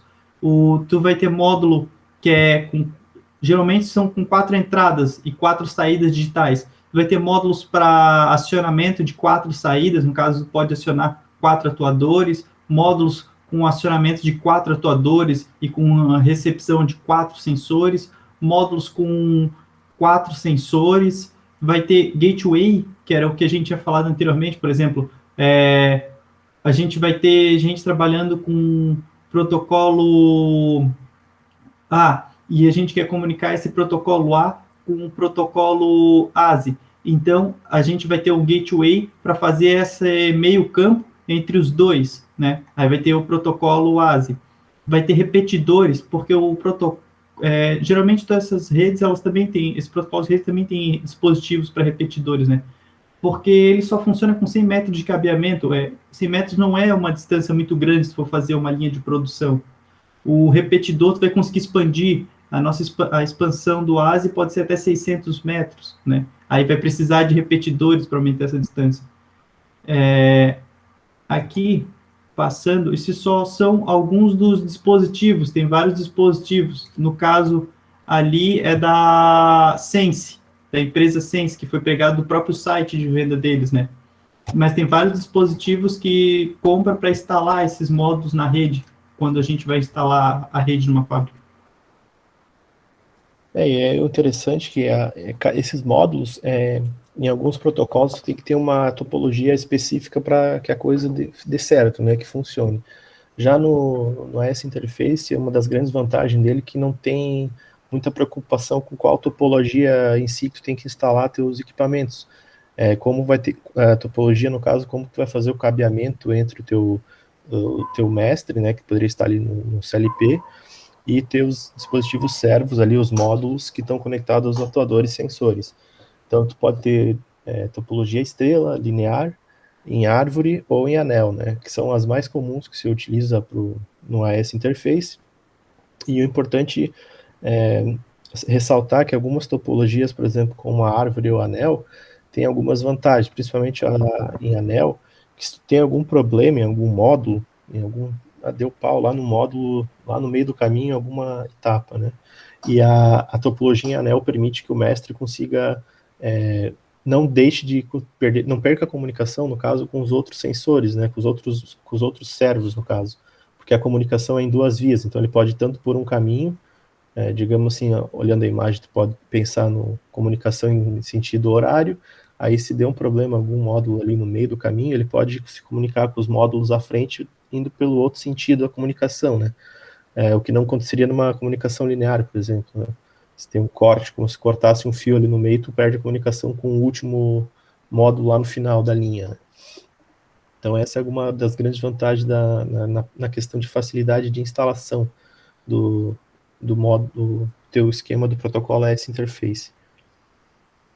Até complementando aqui o Ingo, tipo, mas o que vai ser, tipo, a topologia? Se quando o teu chefe na empresa ele falar para ti, instala aqui um sistema de rede industrial, tu vai falar, putz, o que eu faço? Aí tu vai ter primeiro que ver, por exemplo, uma topologia, que é como tu vai instalar essa rede, né? Porque vai ter várias formas de tu instalar essa rede. E, no caso, essas aqui vão ser as formas que pode ser feita a própria rede, né? Vai ter características, né? Ou vai usar mais ou menos cabeamento. Mas uma das coisas é que, por exemplo, aquele gateway que foi falado anteriormente, ele ficaria no local desse CLP que tem aqui, para fazer esse meio campo. Mas além de CLP, pode ir um computador também, que é outra função. E aquela placa que tinha mostrado antes, que a gente compra, que é para colocar os sensores e atuadores, são essas daqui, por exemplo, que seriam os servos. Passando aqui. Aqui é um pouco sobre o cabo do AS Interface, é uma das características que fazem ele, que é interessantes dele, né? Tem dois tipos de cabo. Tem o cabo flat, que é esse daqui, que ele é mais fininho, né? E tu tem o cabo redondo, que é outro tipo que ele tem esse formato redondo, como diz o nome. Aí, como é que ele funciona? Esse vampirinho aqui, ele serve para ele ilustrar que ele é do tipo vampiro, ele tem esses dentinhos aqui, que ele, como mostra a imagem aqui, ele fecha o dispositivo em cima do cabeamento. No caso, é um cabeamento único, como foi falado antes. Ele é tanto alimentação quanto dados, nesses dois fios. Então, ele fecha aqui em cima o dispositivo e ele dá uma dentada em cima do fio e fura o fio para passar a comunicação de dados e alimentação de dispositivos. Essa é uma das coisas interessantes, porque ele em dois fios ele consegue passar tanto dado quanto a alimentação. No caso, é porque os dados eles têm uma tensão superior do que a alimentação, né? E também a comunicação é do tipo Manchester, mas isso daí não é muito bom explicar agora. Aqui também, o revestimento dele é regenerativo, que também é interessante. Toda vez que esses dentes saem do fio, ele se regenera o fio. No caso, ele se fecha.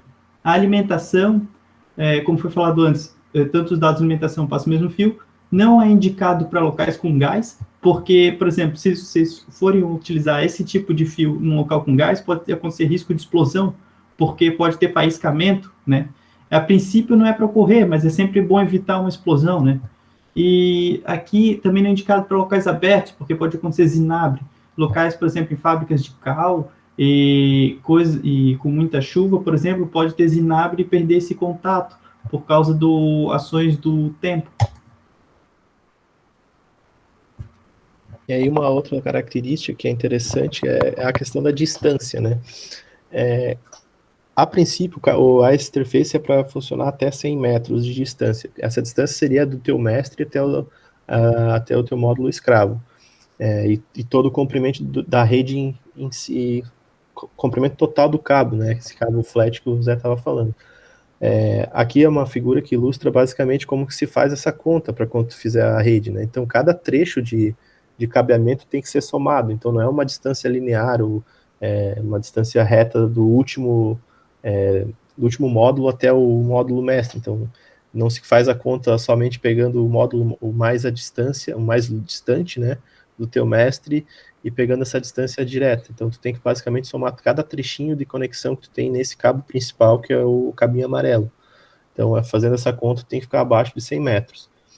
Porém, caso tu precise fazer uma conexão mais longa, aí tem que se partir para o uso de repetidores, E aí a cada também repetidor tem que incluir também fontes de energia no cabo, né, para não dar muita perda, pode acontecer muita queda de tensão ao longo do cabo. Então também, além dos repetidores, é colocado mais fontes de alimentação. E aí também tem um esquema de se tu colocar só num sentido, tu consegue, tipo, digamos, tu tá com o teu servidor aqui num ponto X, e tu quer ir à direita dele, com o cabo, digamos, pro lado direito, tu pode ir até 300 metros. E aí, se tu for para os dois lados, tanto a direita quanto a esquerda, fica o cabeamento pode ter até o total de 600 metros na soma. Então, tu não poderia ter 600 metros colocando o repetidor só para um lado do teu mestre, né? Então, tu teria que colocar, resumindo, né, o que isso quer dizer? Da tua rede, no total, tu teria que colocar o teu mestre centralizado, digamos, né, para tu conseguir um alcance maior de cabo. Então, basicamente, colocando o mestre centralizado na tua rede, ele tem alcance mais otimizado para essa distância. Até por isso faz sentido o pessoal optar por aquela conexão topologia linear, né? Porque economiza fio do que fazer... Exatamente, a topologia em anel, que eu citei antes também, que ela é uma das bem utilizadas, porque é um círculo, né? Então, quando tu faz a volta, tu tá sempre no meio da rede, né? Basicamente, tu tá... o teu servo tá mais ou menos no meio da rede.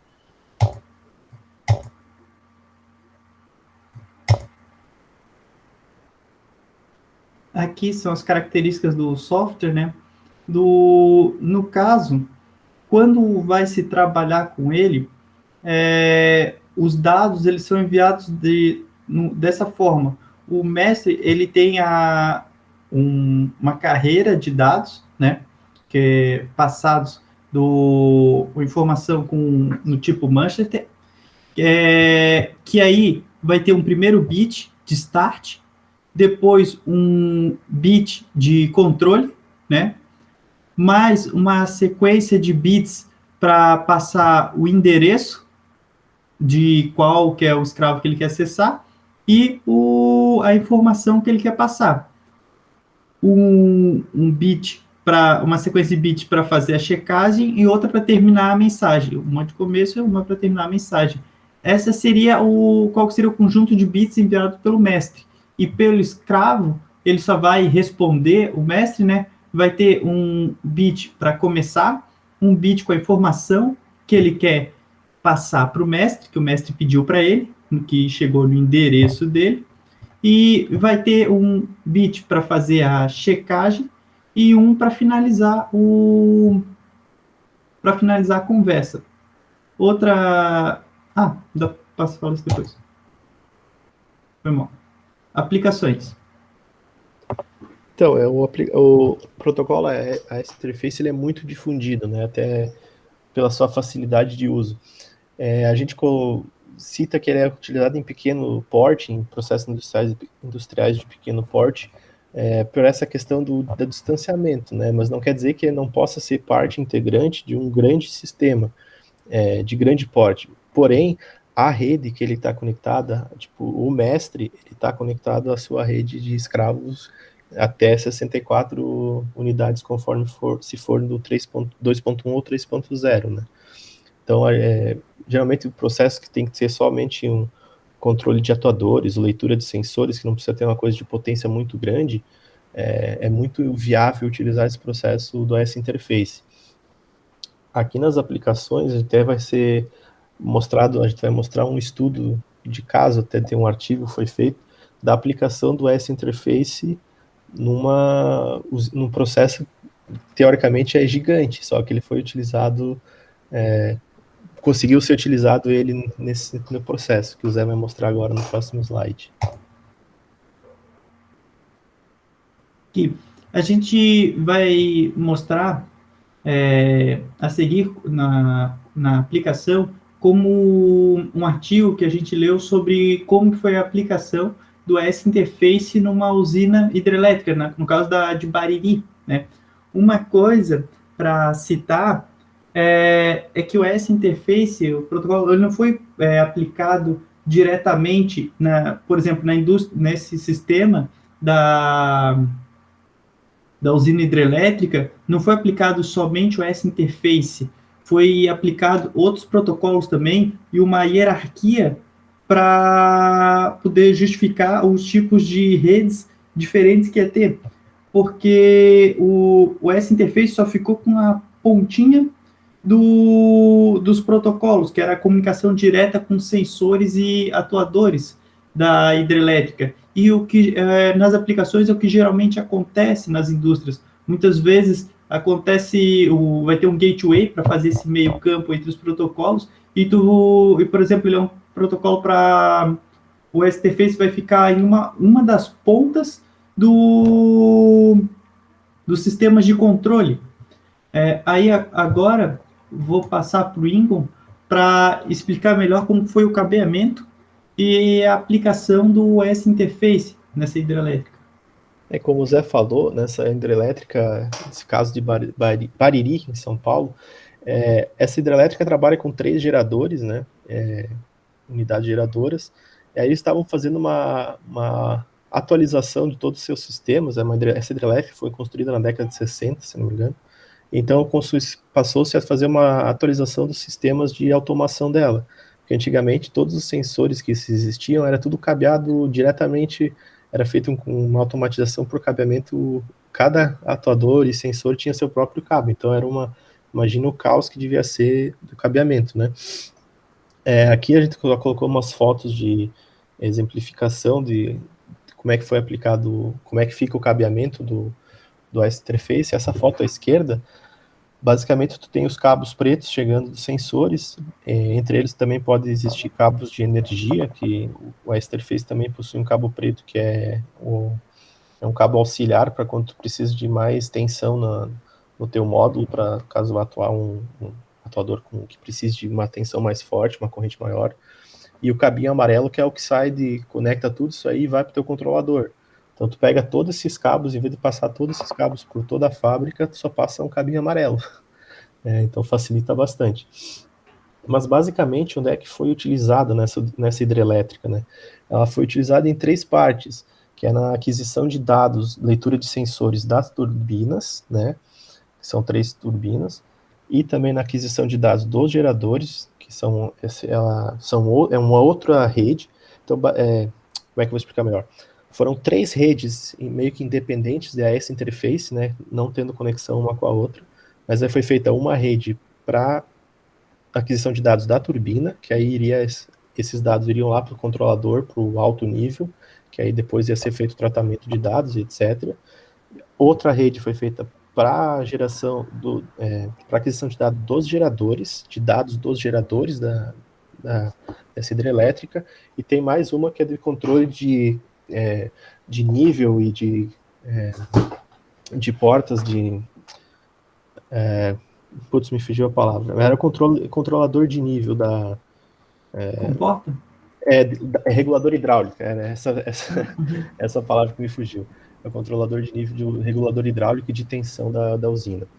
Então aí é um exemplo de como que ficaria um painel, né, da aquisição de dados da turbina. Então chegaria todos os cabeamentos da turbina, dos atuadores, dos sensores que estão localizados na turbina para esse painel, e dali iria para o controlador, que depois, por outro protocolo, iria para os software de monitoramento, né.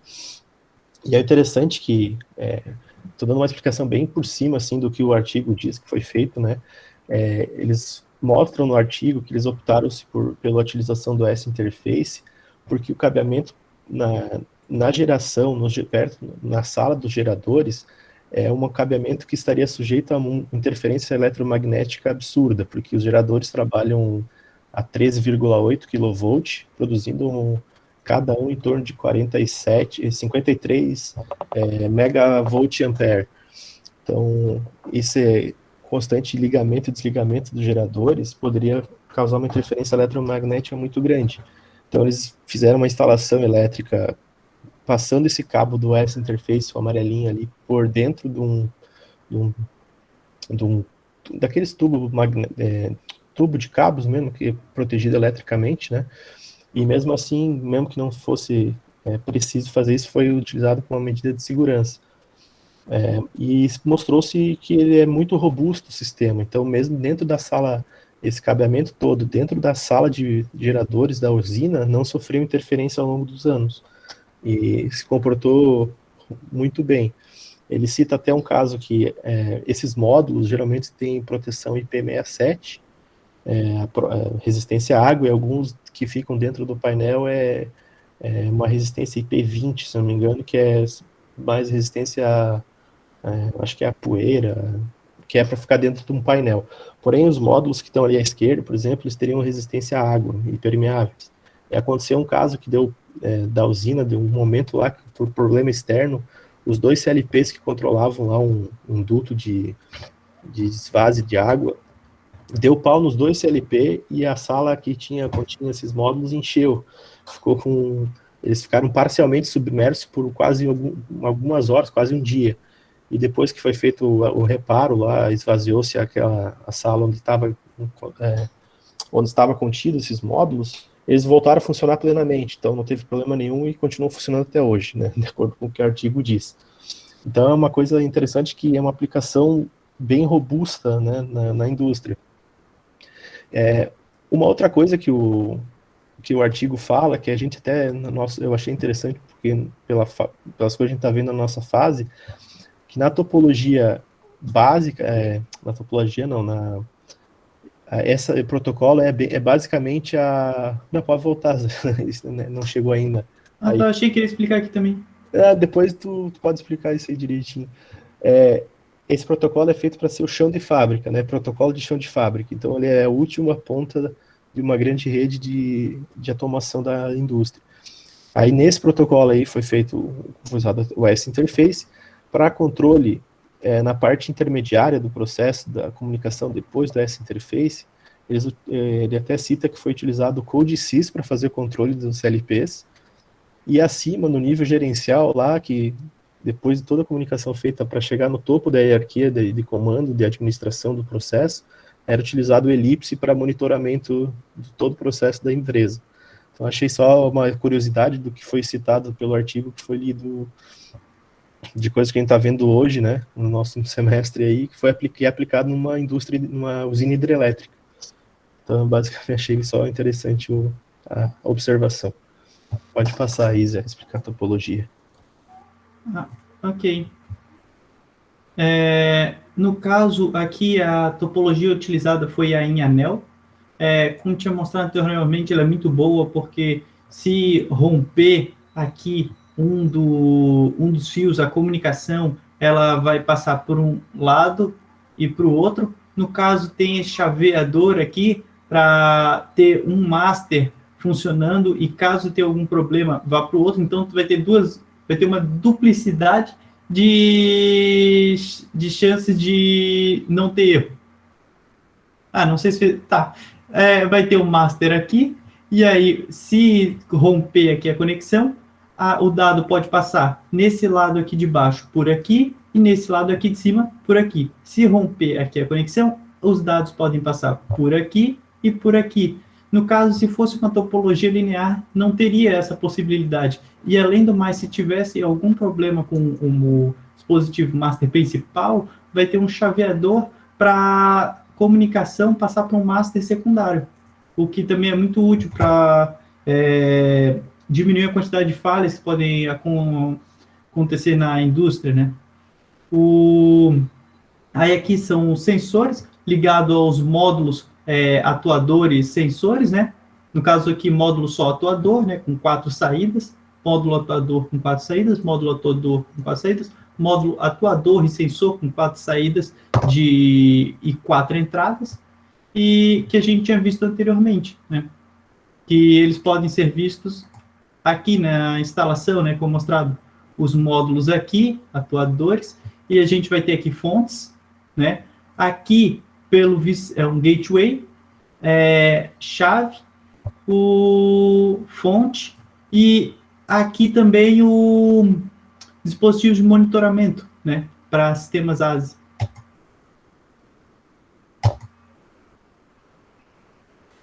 Avaliação com os concorrentes. Eu não sei, não, travou aqui a apresentação para mim, onde tem um anel. Travou? Não sei como é que tá para os outros. Aqui foi normal. Sim. E eu estou enxergando aqui só a parte da aplicação, a interface, onde tem os 2 mestres e o anel.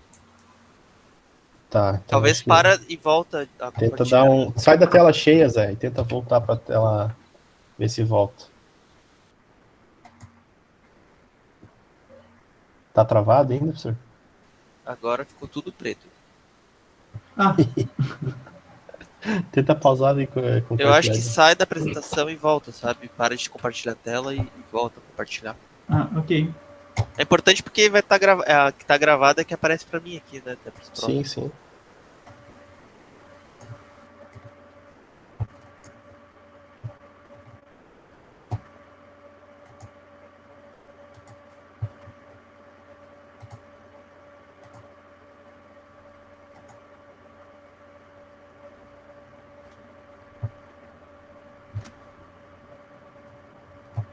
Tá funcionando? Sim, voltei a ver. Agora dá para ver aqui o slide? Tudo escuro agora. Volta um. Vamos ver. Volta uma e vem. Tá travado porque eu não vejo nem o mouse se mexer. Zé, talvez tu tá compartilhando a tela toda, tenta compartilhar a tab do... ok. Engraçado que tava funcionando, né? Parou. Às vezes dá um tilt na Meet.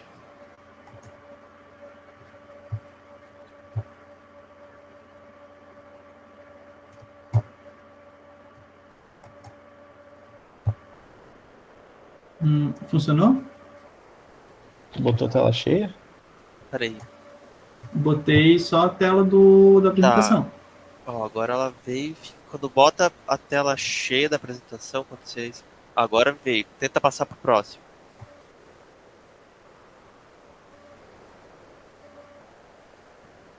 Eu ainda tô vendo só os 2 mestres e o anel.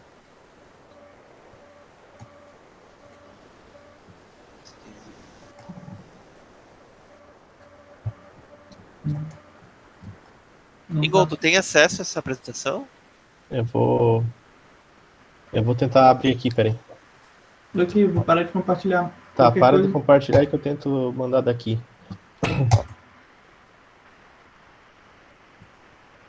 Apresentar uma tela.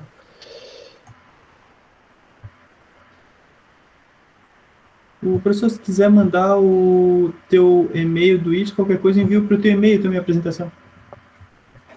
Tá. Foi a apresentação? Agora eu tô vendo teu mouse mexer, agora tá... Tô vendo aí. Tela cheia, foi? Sim, tá um pouquinho travado, mas tá indo. Tá, eu vou ver agora passar para a próxima, ver se vai. Vamos ver no 14. Agora deu para ver. Deu para ver? Então Pode tá. seguir, então. Então beleza, estão me ouvindo bem aí.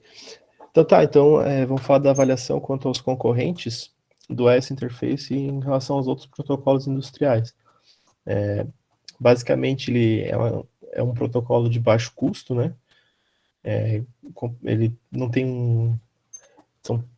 um cabeamento, por exemplo, então facilita também, além do custo do tempo de compra dos equipamentos, ele tem um custo baixo de instalação, porque é mão de obra muito mais rápido de instalar um protocolo que só tem que passar um cabo, né, na fábrica toda.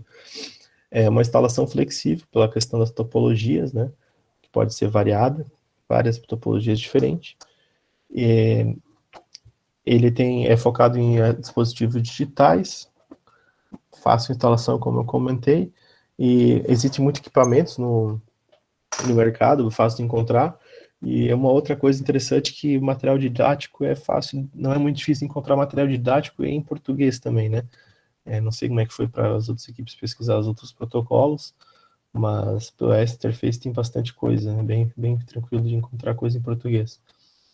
Já alguns itens dos concorrentes, que dá para citar, que eles geralmente têm, eles podem ter uma distância de cabeamento maior do que o AES Interface, então, tanto é que por isso que muitas vezes a conexão, o AES Interface, tu conecta até o mestre, aí que seria o gateway, e daí do gateway para outros sistemas tu faz por outro protocolo que suporta uma distância maior.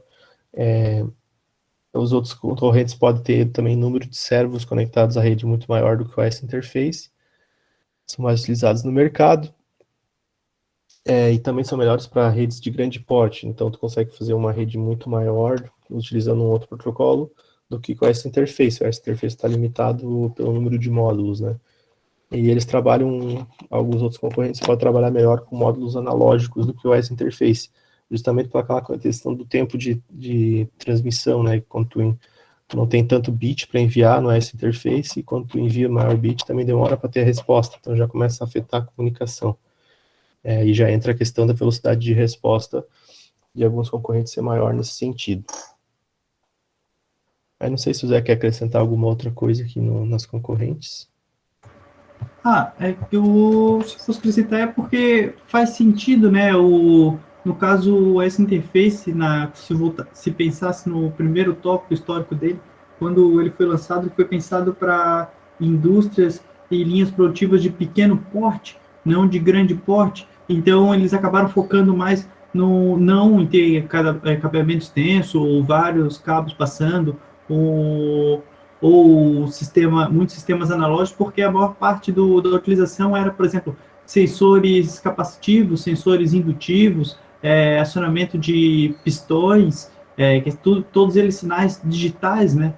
Ou acionado ou não acionado. Então, e de pequeno porte, então faz total sentido eles serem voltados para um custo mais baixo, ou para ser pensado para uma instalação mais flexível, ou a facilidade de instalação.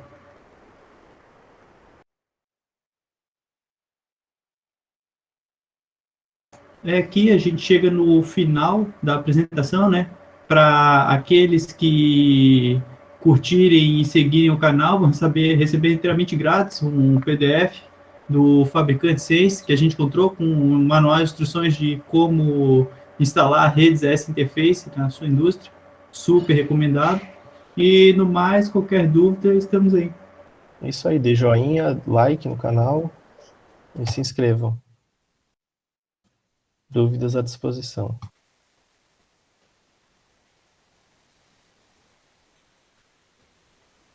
Eu vou deixar esse vídeo de vocês aí finalizando o vídeo no YouTube mesmo. Pessoal, curtir, compartilhar aí. Dê like, curta e compartilhe. É isso aí.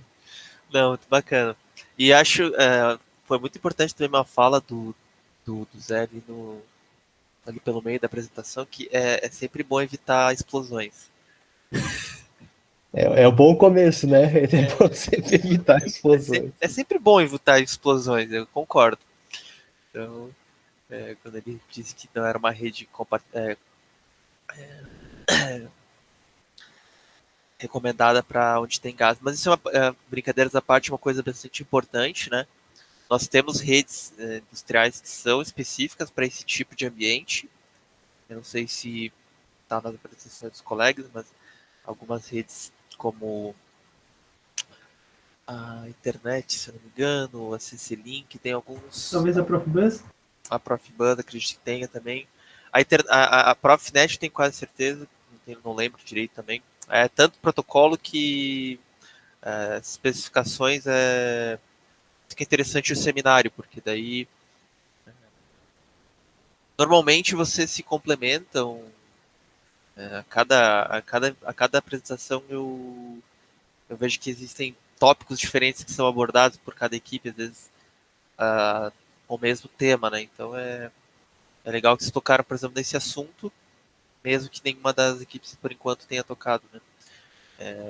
E aí vocês vão ver que tem protocolos que têm especificações, né? Então, eu tenho um protocolo, mas ele tem se eu comprar o equipamento com a especificação específica para a área de explosão, com risco de explosão, ele funciona, né? Se eu comprar o padrão, ele não é recomendado, ele pode ter faísca.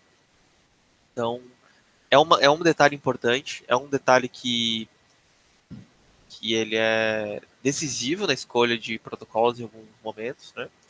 Tanto nessa parte de explosão, quanto também quando tem questão de alimento também, ou risco biológico, né?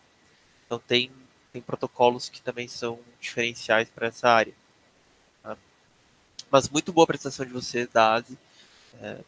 Eu gostei muito da questão do exemplo que vocês trouxeram. Até hoje, não tinha tido uma equipe que trouxesse um estudo de caso específico, né? A gente vê o que é mais comum a gente encontrar no YouTube, por exemplo, alguns vídeos mostrando como é que é esse encaixe vampiro dele, né? Mostrando como é que é o cabo e como é que se organizam os componentes na rede. Mas um caso específico, assim, até hoje não tinham trazido. Muito legal. Se tu tem esse manual aí, não sei se vocês me enviaram mesmo, A gente vai até eu ia comentar agora que vamos compartilhar para o professor esse artigo, né? eu vou botar no Siga daí o artigo, esse manual aí também, para o Bem pessoal ter interessante. acesso.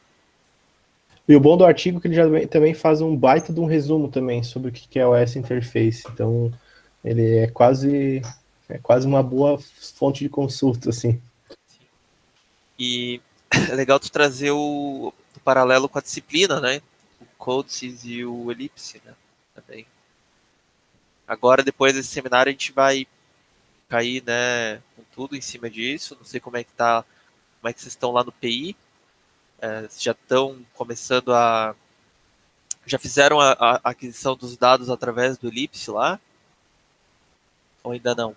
A gente tá agora, a última aula, o professor começou a falar desses outros softwares, Porque da a gente, implementação deles, porque eu de escada. desenvolvi um escada bem simples para vocês lá, mas que ele já está pronto para vocês usarem do PI, né?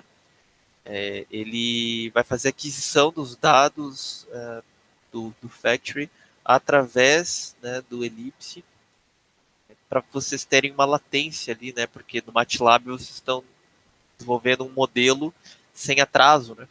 Aí com o Elipse vocês vão simular essa aquisição, mas depois vocês vão desenvolver todo um supervisório no Elipse para a planta lá de vocês, né? E o controlador vai ser o Codesys, né? A partir da próxima aula a gente começa a ver isso. Bom, se alguém tem alguma dúvida aí com relação à apresentação dos colegas?